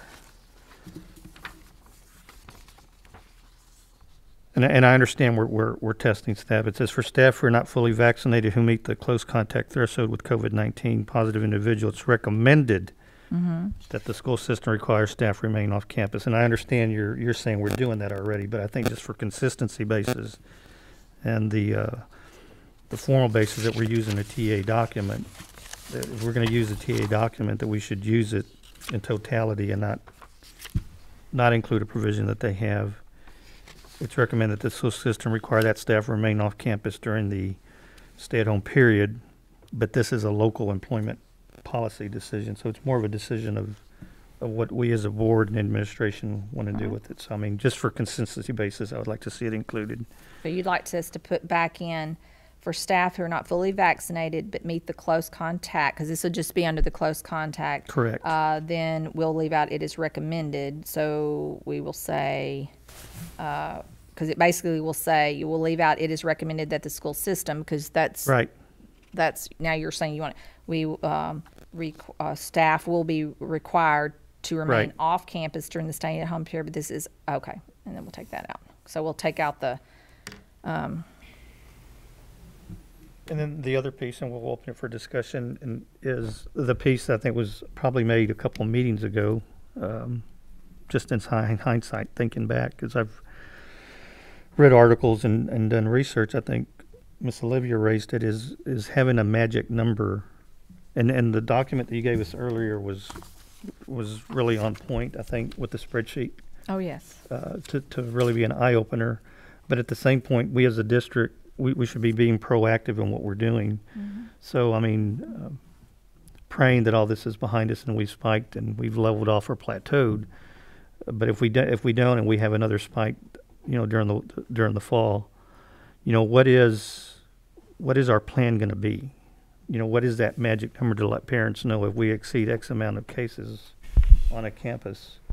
You know, that we'll say, hey, we need a small timeout here to do some disinfecting, cleaning, or a school closure. Right now, we don't have that information anywhere of what that would look like. So I'd like to have some board discussion on if they think that's something practical that we should be doing or looking at. And if it's not, it's not. Just as a discussion piece. I think it's practical for us to discuss what those numbers would be. I know at the last meeting when I brought it up, I was looking at the West Oso ISD's website, and they actually had it posted. And it wasn't anything immediately effective, but it did say, you know, if 5% of this campus is affected, this is what our protocol would be, whether it's 2 days that we take to disinfect, or, you know, if the cases were X%, then we would shut that down. We'd send the kids home for X amount of time. So I think that having that in place and parents being able to know what to expect if our numbers hit that I think that would be helpful. It's always better to be a little more informed if you can be, I think, just to be proactive, and then we're not scrambling. If we are hitting those numbers, we're not scrambling to come in here and say, what are we going to do? You know, we got to make this decision within 24 hours. Our numbers are through the roof. So I think that might be a helpful thing to have in place. I think we need to consider, I know that there was a neighboring school district that did so for disinfecting. So if that's something that we would encounter, if we had a parent here at our last meeting that talked about their kiddo testing positive, and that that parent had received 2 notifications because other kids in the classroom. So I don't know to what extreme, or if they were in the same time period, or if one was out, recovered, another one went out, recovered. So I don't know the details behind it, but just something in being prepared and proactive. Now, whether we formalize it and put it on the website, I think we still need to have a game plan. What do we do if we have multiple team members who are riding on the same bus? Okay, well, we know our buses are being disinfected every day, right? Yes, ma'am. So what if it was in the locker room? I mean, we've got cleaning protocols in place, but if something were to go awry, do we know what we do? Yeah, and I think you At guys. what levels would we do that? Yeah, and I think the staff last year, you did that periodically, you just closed campus, but we never, we just kind of assumed that you guys, we didn't have a number. So I guess whatever number you guys used to base upon last year, if you just kind of put that down in a document that we use this percentage. But even further than that, we got to look at the staff too. Because sometimes you may lose staff on a campus, right, where you just have to close the campus down because you don't have teachers. You can't get subs, to go in there. So that may be part of not only the students, just the staff as well. So we have a better understanding. Are we getting close to that, or not? So so we kind of monitor that a little bit. So, but it's nothing we need to do tonight, but just something in the future. I agree. I think especially with our numbers right now, like I like how this was provided, and those look good. We just came off of Labor Day, so we all expect to see a few more next week and in the next 2 weeks, really. But then we move right into Thanksgiving. We're moving right into Christmas. It's cold and flu season, so a lot of things, as we're looking at some of our stipulations of symptoms, are also symptoms of just the common cold. And even in what we were just discussing about the close contact for staff, that might be tricky when allergies are through the roof right now from Sahara dust. I mean, I had a sinus infection for 8 days, and it looked like COVID to any other individual, so I think that we have to be diligent with that, as well as we put those in place to say whether you're getting just rapid testing to monitor those symptoms, because it's a sinus infection, but it's still a COVID symptom. So we have to be very diligent when we put those wordings in place for our staff as well, moving forward. Just because of it's that time of year, you know, where everything that can be a germ is a germ. Well, I would think it would be good to have a plan like that, but you wouldn't have an idea of what the plan would be anyway from the very beginning. So I would depend on the admin team to kind of bring a Absolutely. recommendation back to the board. Absolutely. You guys is the one that got the boots on the ground, not us. I agree. And I know I said 5% was just what they had on their chart, but they're a different district, different size, so that number may not be the same for us. But I do think that you guys would have a better perspective of what that would look like for a campus to say, for 2 days, we're going to do some type of instructional learning or packets while we disinfect the campus if it was necessary. I say they're gonna see it firsthand, not us. Yeah. So they'll know a lot more about it, a lot quicker than what we will. Well, I will tell you that the closing last year, we only did it twice, I believe. It was more for just to help fear come down. There is no real reason to close to clean. That's just something everyone's saying to make people feel better. But the purpose for closing to clean is not necessary, because it will be no cleaner 2 or 3 days after we close than it will be that night, because they're cleaning constantly during the day and they clean everything every night. And we have those static sprayers that kill everything instantly. So really, if the purpose is to clean, we're just saying that. To be honest with you, there really is no evidence to show that, unless somebody has something I'm not aware of, that would help. Now, if you have large number of students out and staff especially, then yes, that's just something we can deal with even in flu season or chickenpox outbreak at the elementary school or something like that. But yeah, I mean, we can come up with some basic numbers of when that would be, but I guess I wouldn't feel comfortable to say it's necessary to clean, because we're kind of misleading them, because we're really not going to clean. It can't be any more clean than what we've done. I think it'd be Dale, more I think in- you're more- trying to say something. It'd be more in reference to a spike. I agree. Cleaning is a daily, so we shouldn't emphasize on the closing. I just think everyone's wanting a critical number. When is it feasible or not feasible to be opening a campus? I know closing is a financial burden as well on all of us, but there's got to be at 60% attendance. Are we really?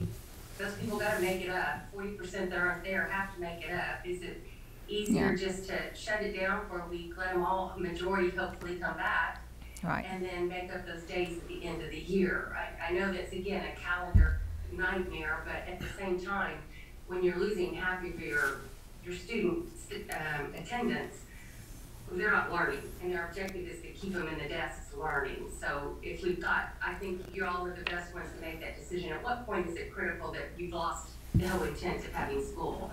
And give us a number, and I think we will support that. And we just need that. We don't want to be blindsided. Right. And if this does come up in 6 weeks, 6 months, because this stuff is not going away, and it may create a whole other different look before we're done with this. So I think that's what I'm hearing, is that we just need to know from the staff now, come up with it in the next few weeks, with something that looks critical to you. When would you be really concerned in coming back saying, we got to cleanse this campus or the district? Right. And I would prefer to see campus to campus, not just doing knee-jerk across the whole district. Right. Me personally seeing the plan that way. No, I think And I like what's on the table so far. It seems somewhat manageable. I think it's still going to be a task for these nurses, and we have to keep medical in front of them. They get to make some educated decisions by everyone's individual stories, because they will all have a different story, a different scenario, a different family member, a different what they consider isolate or a close contact. And we need to really define that close contact. Just going to family reunion and hearing that Uncle Tom ended up being positive is not a close contact. So I advise that we really well define that for all the nurses. So when they start getting maybe questions about that, we're consistent on that answer. And the losing the academic opportunity, I mean, I think I totally agree with that, because that is the reason you would want to close a campus or a district, because it's come to a point where you're really not being effective any longer. And so the best thing to do is to close it up, take a break for whatever amount of time it looks like it needs due to the circumstance, and then come back and hopefully start fresh. I think that totally makes sense. So we'll work on those thresholds to bring back to you, so you can see what you think on that. Now, on the defining close contact, I would love to talk more about that. That is a $1 million question for us. So, Adele, if you have any suggestions on how to narrow that and define that, we're having problems getting that from anywhere. Yeah, well, I think it went from 6 foot to 3 foot for more than 10 minutes at a time without a mask. If at work, that's what ours, if you've been in the same room more than 10 minutes at a time, ours is still 6 feet. Within 6 feet of someone without a mask for more than 10 minutes, that's considered close contact. I believe TEA has their own definition of that, though, Tara. 15 minutes at 6 feet. It does kind of evolve. Yeah. The CDC went down to the 3 feet.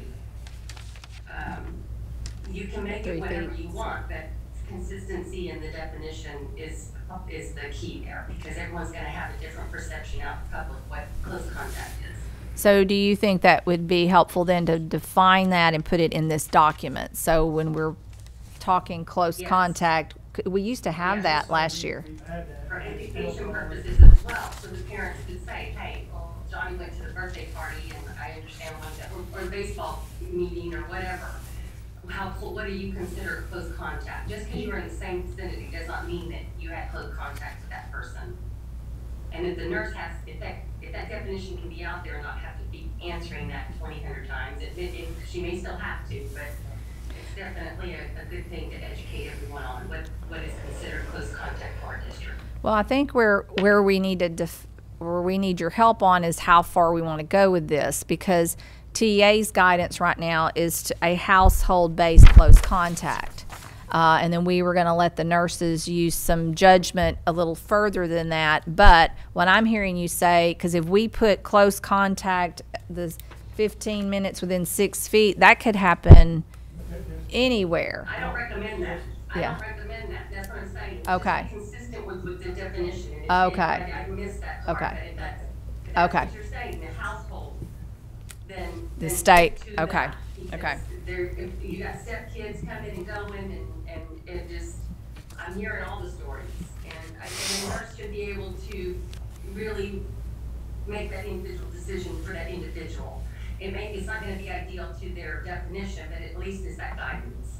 Okay. In my scenarios, the guys don't, the step kid was there all weekend and he came in and went to bed and never even had physical contact, didn't even go to the kitchen table with them. That's not, just because they were in the same household, they never Right. even interacted. Right. So, Okay. Again, allow that liberty for the general public, but then the nurses should be able to make that educated decision from the conversation, Okay. the individual conversations. Okay. Okay, so Everyone that's out what in we've the done. public is gonna have a different perception of what close contact is. Yes. Yes. So are you saying we don't want to give them some parameter because everybody will have their own definition? No. Well, when we send it out a letter, what is our letter saying to these parents that they were in, their child was in a close contact situation, or that just someone in their classroom was positive? What's the letter saying to these parents? Someone in their class, someone in the class or the campus, that was class or campus, was tested COVID positive.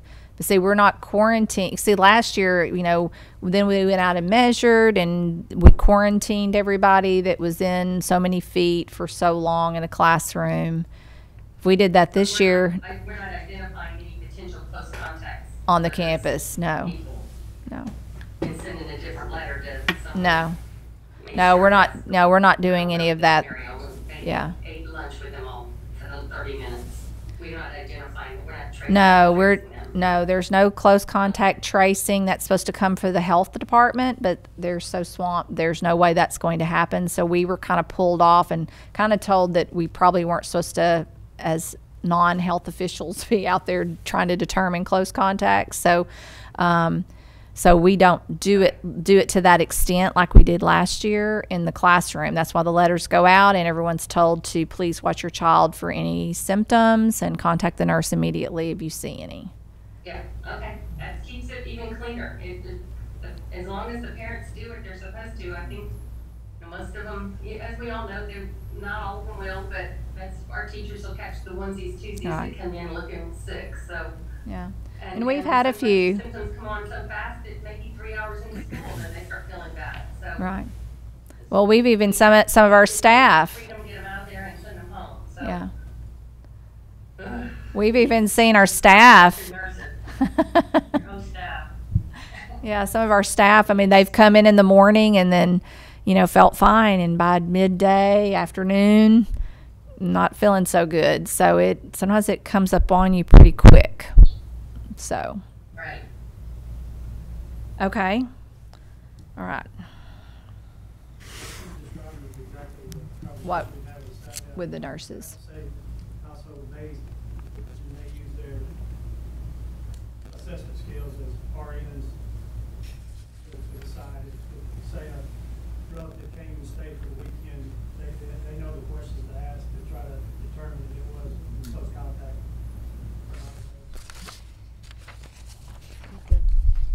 Where we at? Well, I guess just what else do you want changed in here? And then the big one on the table we'll have to come back to if you don't want to do it now is face coverings, because that's the elephant in the room that's going to have to be addressed before we leave. So, Is there any other additions to the return to learn draft or changes that they have that the board wants to discuss? So I just want clarification. We're leaving in household-based, or we're just saying close contact on the protocol document that we just discussed? I believe we were staying with household-based close contact, but she's saying make sure the nurses have a well-defined how they're going to all be saying the same thing and coming at that when they screen the patients, correct? That's what I gathered. Yes. Yeah, there's a lot behind the scenes on this. Yeah, I just that- don't want to be That kinda follows confusing what to the TA parents, going to the website, pulling this up, and it's just saying household, when they know their kiddo was exposed in someone else's household. It's not their household. It could have been a friend or something, so. Well, you're gonna get, they went to grandma's household all weekend. That would be a close contact to the nurse. If they spent 3 days at grandma's house, Right. even though it's not their own household, Mhm. that would be them coming in direct contact with grandma. You're gonna get all kinds of scenarios. That's what I'm saying. So do we stick with household, or we just say close contact? We like I said, we had this very conversation Yeah. today, and then we also said that after this meeting, once we got our wording in this the way we wanted, we're gonna meet with the nurses, Sally, and all of our front office people to make sure everybody's on the same page. of what Right. they said when these people call, because no matter what we put out, they're still gonna call and ask. They won't, yeah. Or I feel it was, and the nurses will say it was or it wasn't. Yeah. Because they'll Yeah. ask us, what do you mean close contact? Because if they go to CDC or they go Yeah. to some other website. Exactly. they're gonna Well, wanna and know. that's Okay. why like we've talked about, if we put household contact, they're still going to call and question that and have all their scenarios. If we put close contact, they're still going to call. They're going to call. Most people are not even going to read this document. The 289 people are going to read the document. That's about it. And the rest will just call. That's true.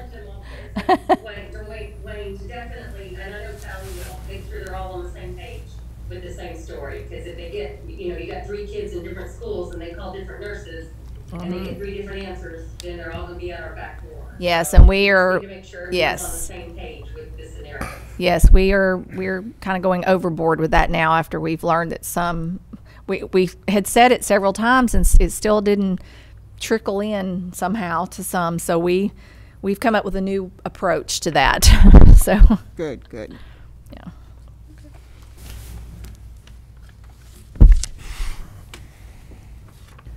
Anyone have anything else? Not on the first document. Okay. And then we can, I guess, after we finish this and go through Walsh-Gago stuff, we can come back and decide what y'all want to put for the face coverings on the first page. Okay. So on the rapid testing, this is basically just going through, I'm not going to read all this to you, but it basically about who can be tested, what their steps are, and we have an online permission form that they'll fill out to pre-register, and then they'll be scheduled in for an appointment. This is, well, let me go back up to this because I said this before, but just for the record. These are for students and staff experiencing COVID-19 symptoms or staff determined to be in close contact, which goes back to the other document. They are optional, but we encourage parents to let APISD students participate. Symptomatic staff and students, they have to be 18 years or older, do not need a parent permission form signed. 9 to 12, students in grades 9 to 12 and less than the age of 18 must have a parent permission form signed. Students in grades pre-K through 8 must have parent permission form signed and be accompanied by the parent or guardian at the testing location. And then we put it's for symptomatic APISD staff. Rapid COVID-19 staff for testing for staff determined to be in close contact with a COVID-19 positive individual will be done on day 3 and 7 post-exposure per TEA public health guidance. And then you see the steps. If they have symptoms, contact their nurse, complete the form, they'll pre-register. There's a QR code, they'll be assigned, and they'll be contacted for their appointment. Before moving to the next page, I just want to know in the first paragraph where it says that isolate positive individuals before they can transmit the virus to others. Where or how we're going to isolate those individuals? You want to come to the mic and speak to the planning phase of that? Well, I mean, the way it's worded, it would look like they're on campus. We test them, we find out they're positive, and we isolate them.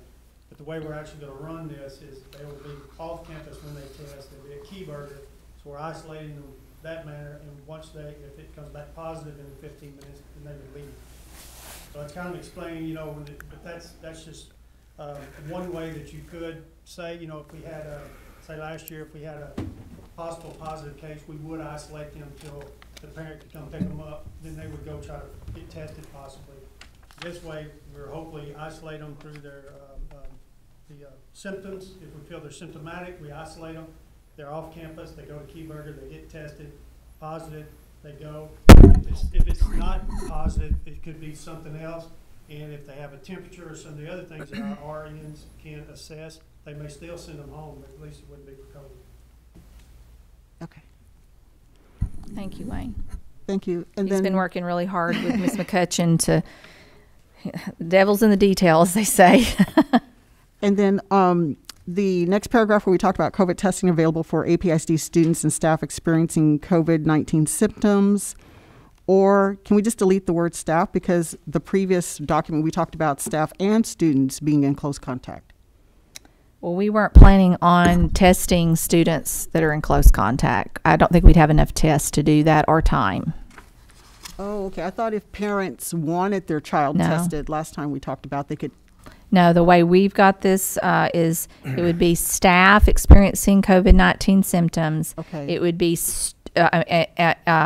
or close contact. It will only be for students that are actually have symptoms. Okay. So go. So we need to be clear then. You Okay. probably can explain it better. He's. If they were to go home with due to close contact, they met our criteria for close contact. And during that stay-home period, they developed symptoms.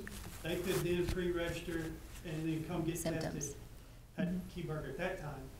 But we weren't going to automatically test them if they were close contact. That is for staff to try to keep staff on our campuses so we don't have to close down for lack of staff. Okay, Yeah. So that's the difference. so that, okay. Yeah, thank you. My brain's getting foggy with all this. And then when we talk about the third and seventh day, we're talking about the third day from exposure? Yes, Yeah, post-exposure. Okay. So the post-exposure is for both days, the third and the seventh? Yes, because they're out for 10, but we do it on the third, or they're not out for 10. They are being monitored for the 10 days. They're still at work, so we check them on the third and the seventh day. Okay. Of course, if they develop symptoms, then they're They go- They have to screen before they come back. Like the staff would have to call Ms. Bennett and tell them symptoms, no symptoms. She already knows the questions to ask. If they're clear that way, then they can come on back. If they develop symptoms, we would bring them up and test them. And at that time, if they were positive, then they would be out for their 10 days. The clock Yeah. starts, okay. right. Wayne's hired. He's got the policy down. He's pretty much living it, bless his heart. He knows he's going to be assistant superintendent of COVID.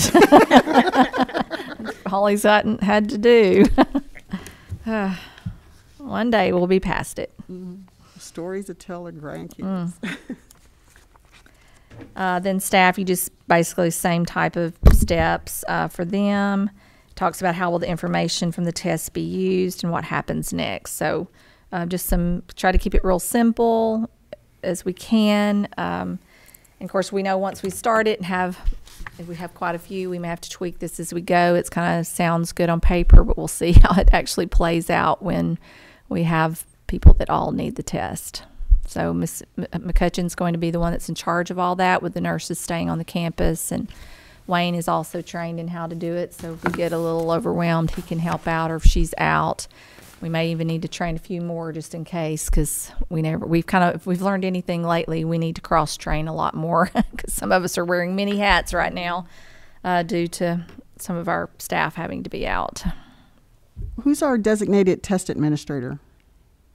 Sally would be. Is that who it is? Administrator and actually all the nurses and myself have the training. You go through the training that the TA has on their Street Protection Department of Emergency Management. Okay. You take a little training, because you got to do it. The test is real simple. You might know by next night.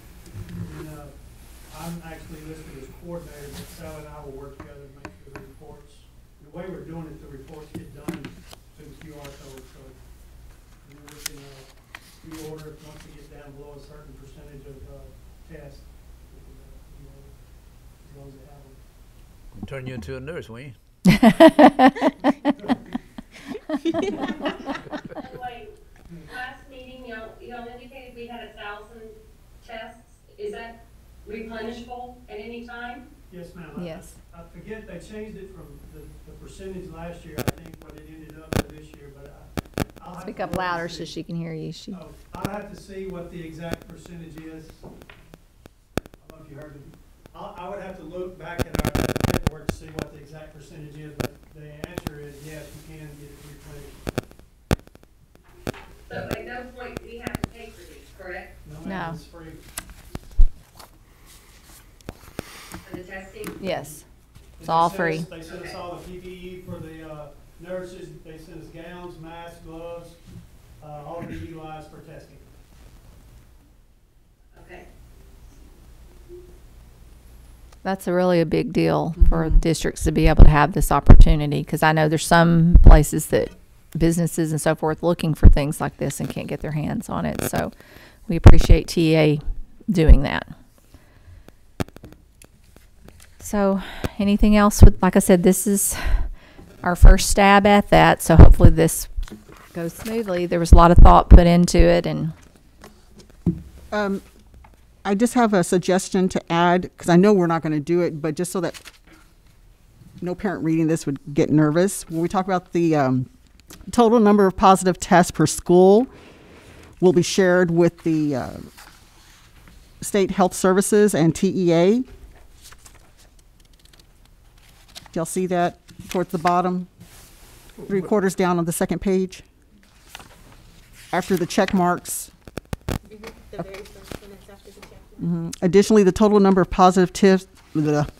Additionally, the total number of positive tests per school will also be shared in parentheses without giving names with the state and the TEA. You understand what I'm saying? Because we're that's why I asked who's the testing administrator. So we'll know who tested positive. Well, the nurse will know, the administrator.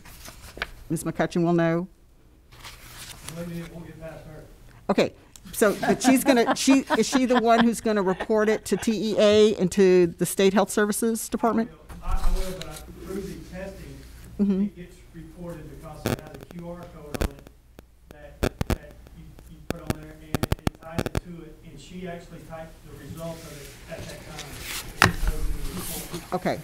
Well, I know that we wouldn't be disclosing anything, but I just want, just to, so it's going to be with the QR code? Yes, ma'am. Okay. That's how it's tied together when they pre-register, and then there's a QR code on the test they take, and it's on the computer. It attaches it to it or whatever. Syncs it, yeah. Syncs it, And okay, it gets okay. sent in. I don't think that's the normal way. Man, technology's great, isn't it? Different world. When it's good, and when it's bad, it's bad. That's right. And then I actually report these, that's report to the code has. I put that in every week, every Monday, but then they have to have that in there to the state as well. No names or anything, just numbers, positive cases, grade, and the date we were notified. Okay, so it's just statistical information that's being reported to TEA and to the State Yes. Health Services. Okay.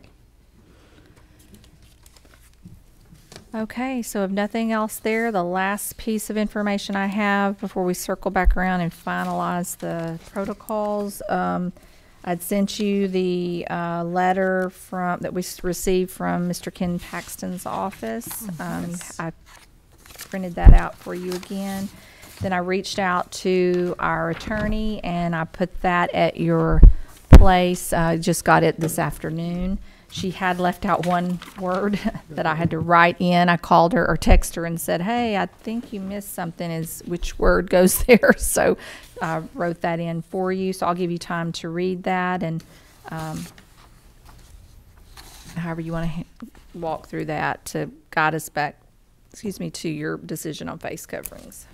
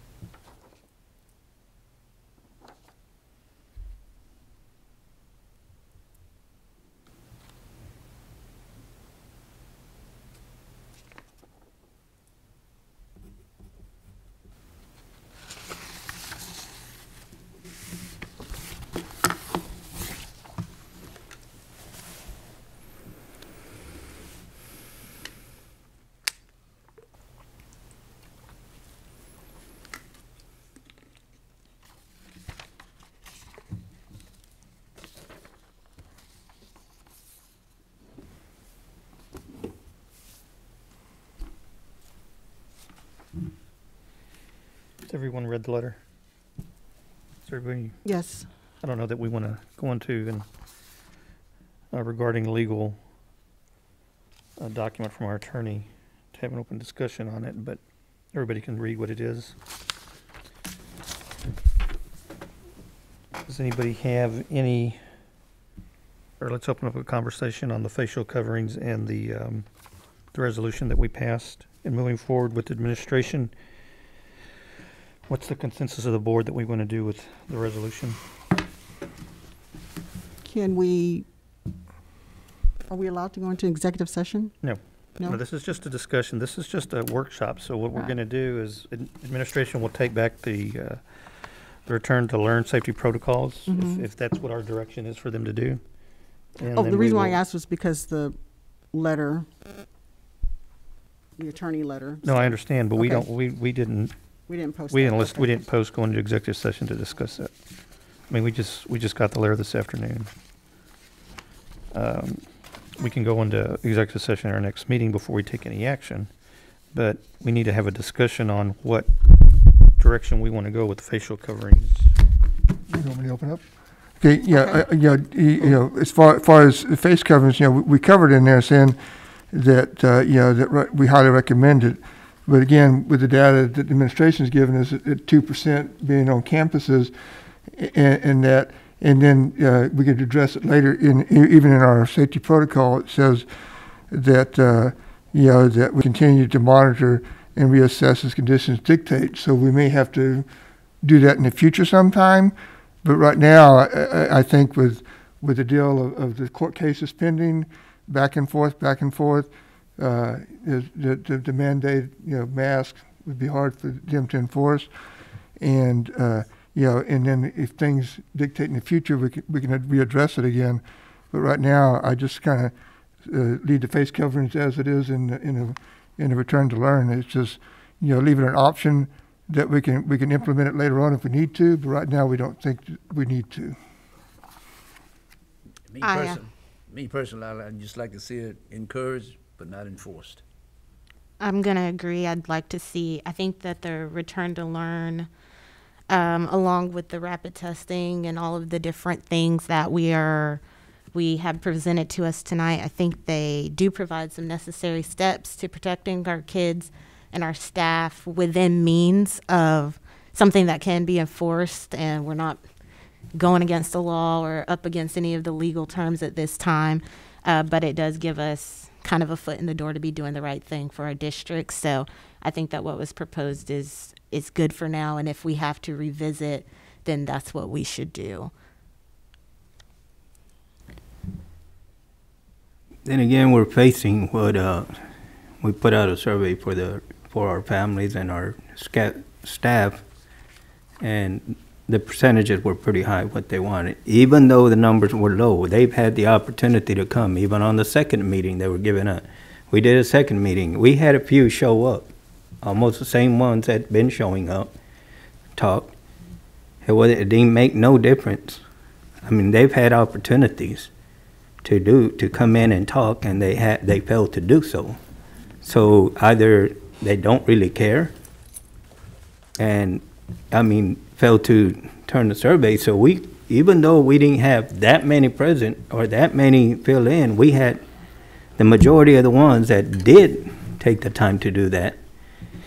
If we're not going to follow these deals, then we need to stop doing it and encouraging these people to give us a voice, and then say, well, we're not going to go with your voice. So I go by what the staff asked for and what the families asked for. And that's what I believe in. That's who we work for.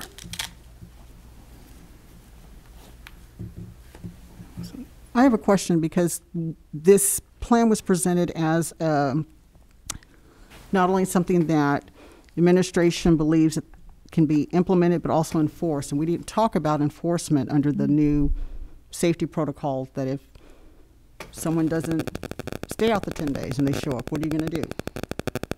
They have to go back home. Because we can enforce that. Okay, so I didn't look at it through the enforcement piece. Hold on just a second. Anybody else? No, there's nothing about enforcement. Okay. It's just only what the expectation is. Okay. Okay. Thank you, David. And that also applies to staff? Good evening. No. Yes. Would send staff home as well? They wanted to come, you know, they called, but they don't meet the screening, they don't come back. Okay. They just don't come back. They haven't had anybody go against it. They want to come back because they want to be their teacher. Right. Correct, I understand. Trying to break up, and once they call, and we have to say, I'm sorry, you still, they understand, they don't want to come back if they're still sick. They want to be here, but they're not going to come back if they still feel sick, because they know what's at stake. And if they call and Pam does the screening, and you need to stay going. They stay. And even with our students, I mean, I don't think I've heard of anybody bucking us on that. I think they understand the importance of that piece. And then if, I'm just trying to think out loud, if they just dropped them off and just drove off, and I mean, we would isolate them and call them and tell them they have to come back and get them. They can't, you know, and we'd have to hold them accountable for that, because that's, you know, that kind of goes, that's really that's so similar to what we already do as far as if your child's sick or has fever or so forth. So I think our parents are all used to that. They know that that's what we do. I mean, that in public school we've always done that. So that's not really that different, I guess. And maybe that's why no one pushes back against it, because we've, you know, if your child has a fever, you have to come get your child. And we keep them safe in an isolated area until they can. I'm not bringing my child. Right, They'll feel good. Right. We feel like they've been close to someone. right. Have you already discussed a scenario if a staff member refuses to take the test? There's some people out there who don't want to be tested. Then they have to stay at home. Okay. So this is an opportunity for them to, and they have to use their days. I mean, that's a whole nother thing we haven't talked about. There's some districts that are coming back now and doing another 10-day for if you're COVID positive.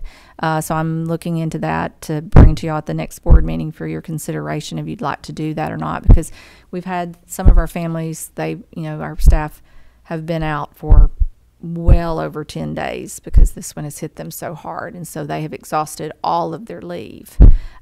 So just, I feel like it's my job to bring to you that for consideration, and we'd like to add that on. But most districts are doing it with very strict guidelines, that it's like some are saying 10 days for if you are COVID positive, then you get these 10 days. It's not if you're quarantined for close contact, or because if you're even caring for a sick relative or child or something.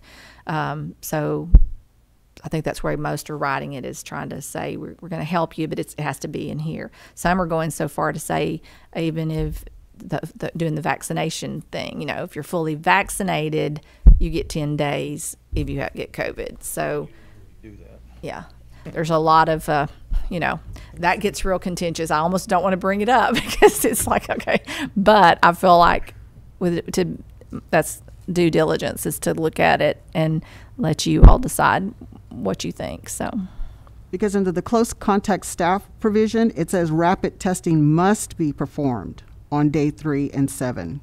if you're going to be on campus. Right, but what I'm saying is, just like some people don't believe, they don't want to get, it's a personal choice of whether or not to get vaccinated, you also have folks out there who don't want to get tested. And so that's something that could be an enforcement issue if you have an employee, But an it's their, adult, who says they but don't want to get tested. But they still have a choice. If they either come to campus and get tested on day 3 and 7, or you stay at home and use your local your leave. They have choice. We didn't take their choice away from them. They have choice, but we have to, we have that layer in there that if you don't wish to do that, then that's fine. But this is your other choice.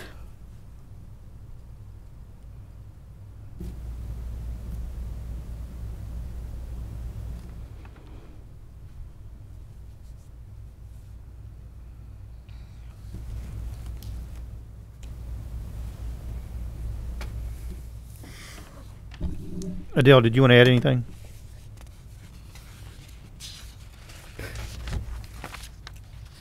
Oh, Now you're on. You're good. now Yes. we can hear you. No, I personally don't want to get into any litigation with anybody by passing a mask mandate. Personally, I think this is a good place to start, and as we've said before, we can always build on it and maybe even have some legal support from it when we need to. But I think we need to give it back to the educators and let them do what they do best, and with our support. And if we need to build on it out of concern for numbers that we see as the months go on, we have that ability. I don't think we should start from the top and build down. So that was always kind of my take on it. And I think they met my objective personally, moving forward for now. And if we get a critical plan, when do we fire the alarm and get concerned and act more aggressively from Kara's and the input of the staff, then that would be even more solid for us in the near future, looking ahead for the winter times as well. Anybody else?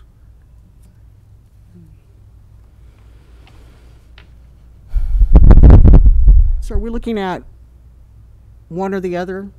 Well, right now through discussion, you have a clear majority that are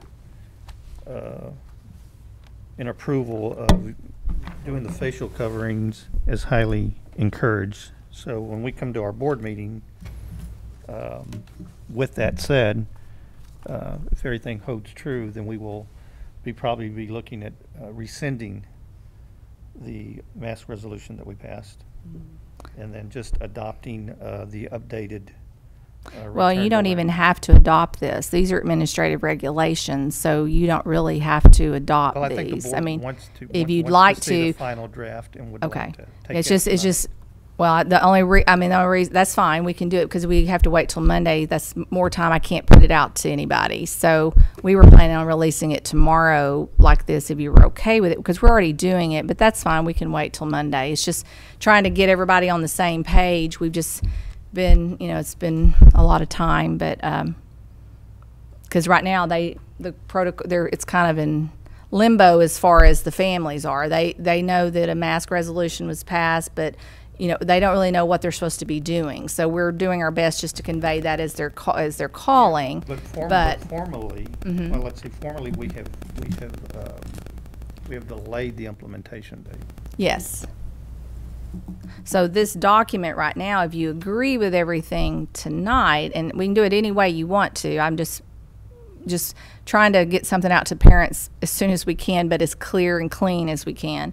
So the document tonight, with the changes that have been mentioned, that's one option. We could redo that with those changes, and that's still, because that's what the face covering piece, it's just been postponed right now. So it's just there. So this is where it is. But if something happens and you decide to come back Monday night and change the face coverings to mask mandate, then we would come back in. We would send out another thing next Tuesday, and put update and put what the resolution is, and we'd send that back out to parents. But at least they would know for Wednesday, Thursday, Friday, and next Monday what's expected. Because like even staff, I mean, we haven't shared this with our staff even. We're just kind of, as they're calling, trying to tell them, but we didn't want to put anything officially out until we had this discussion. But like I said, we can either way. We can hold it and just keep doing what we're doing if you feel more comfortable with that, or we'll make it that if you feel better about doing that. Unless we change that first blue highlighted section to say that face covering requirement is postponed, or face covering requirement while on campus is postponed, if you're needing to get something out more immediately. Well, we put a date on it, we postponed it, so I think what we're doing is, the people already know that, so putting it in there is kind of superfluous, that we don't, we haven't really, we passed that, we put a hold on it, and it's never been implemented. So putting something there saying that we don't have to, that saying something about something we never implemented is defeating the purpose because it was never implemented. But we still have a resolution that we have not rescinded. It's still there. I don't know that you actually have to rescind on it. You can. I think it would be cleaner if you do that, but I don't think legally you have to rescind it. If I'm remembering what Christine told me, I think it's just postponed indefinitely. It just sits We didn't there for postpone lack it of definitely. action. We Postponed it till the tonight. motion was for us to meet, to delay the implementation, Right. to allow the board to meet in a workshop to come up with a more narrowed, focused Right. plan. So, I mean, in the spirit of transparency and what we're doing with the community, I feel that we voted on it. And if we voted on it to implement it and we've decided to change course, that we need to formally vote for the community to know that we took action to rescind that. So that will be what my plan is, to put it on the agenda for us to take action on it. And from what I'm hearing from everyone here is that we're going to go with a more narrow focused plan that we talked to administration tonight and we come with. The question is, do we want to wait until Monday to do that for them to get this information out? Or do we want to give administration the directive to do it starting tomorrow? And we can wait. I kind of get the sense you'd feel more comfortable to wait. I do, mean, only that's, because we're not having the discussion with the updated information, the more in-depth information that we received tonight. Okay. And so we have to do that in executive session. And so I can get there, but I have questions or discussion items from what we received tonight. Okay. Oh, from the the legal part of it, right. And for so the face covering. So if then we're what not would- going to talk about it, then that's just going to leave me hanging. So that's my reservation in trying to say yay or nay Okay. to the resolution at this moment, because it's not on the Okay. agenda. If we don't give them the direction to publish this tonight, are they able to at least put out a notice, maybe through the APISD Facebook page and to the parent portal, that just says there is no mask mandate in place, just so that, because the information did say tonight we were meeting to discuss this further, I think that they are gonna, the parents may linger just waiting on, am I supposed to send my kid to school on Wednesday with a mask, or am I not supposed to send my kid to school with a mask? You know, just, is there something that we can publish, you know, as a district that maybe isn't the full protocol that we haven't voted on yet, but is saying just, hey, heads up, this is not in place, you know, things are continuing. Well, yeah, and that information is already out there. The progress is already put out there that APSID put a mask mandate out there, which is false information they put out, Yeah. erroneous information they already put out in the newspaper and went out to all the public. You know,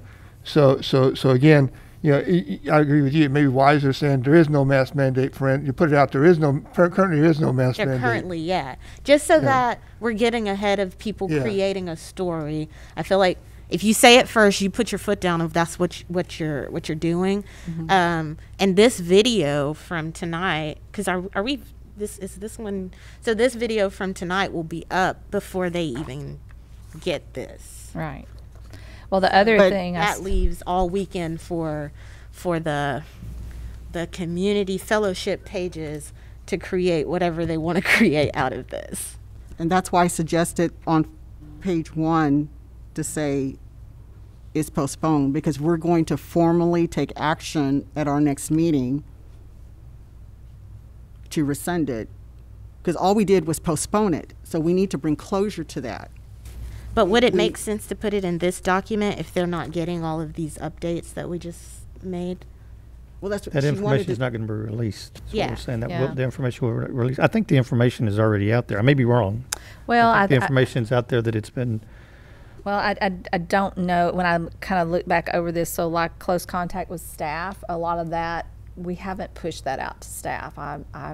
We haven't done, that's going to be news to staff.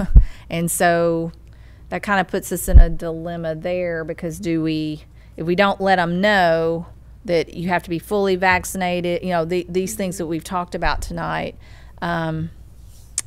I mean, I can't, you know, until I let them know, it's like, do I start enforcing something that we haven't put out there, or do I wait and enforce it starting next week? I And think so the rest of the cleaner way week is for us to meet, for us to have this final rescission, if that's the direction that we're going to go, and make a clean start on Monday after the board meeting.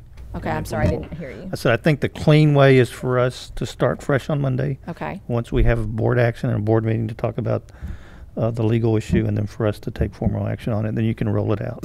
okay, so just keep everything, just kind of do what Unless we've been anyone doing disagrees for with the that. rest of the week. Okay, I don't disagree with what you're saying, but I do disagree with saying there is no mask mandate because we have a resolution that required it and we just formally postponed it.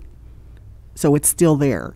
So I don't want people hearing tonight and saying, oh, no, we don't have it. We still have it on the table. We just told people last week that we were going to postpone it until we got to this No, workshop. and you're accurate. Formally, you're accurate. So I don't want people to think that we're just going to haphazardly make formal resolutions and then just discard them without properly Sure. disposing of it, revising it, whatever we need to do when we take formal action. If we're going to modify and make changes, that we do so formally as well. That's just No, you're accurate. So so That's we'll good. just I agree. hold Be this. cleaner. We will continue to do what we've been doing. You see any issues at this point? On that, can't you just put out a statement? I think that just muddies the waters. I think we just need to have a clear, Anything other than putting this out completed and y'all's approval of this bloody water? That's what I'm worried about the post saying postpone. we're not going to do that. Yeah, he's saying we're not going We're to not do. gonna do yeah, that. We're not going to put anything out. Yeah. No, I was just suggesting if this does go, my suggestion was to say it's postponed Right. because we haven't taken formal action to say there is no requirement because we have a requirement that was delayed formally. Okay. So on the If you're not going to agenda, send this out, then I'm fine, yeah. so on the agenda, then Monday night we'll have a Let's go to executive session action. after public testimony. Okay, and then we'll talk about what the action item could look like for Yes. whatever scope you want to do.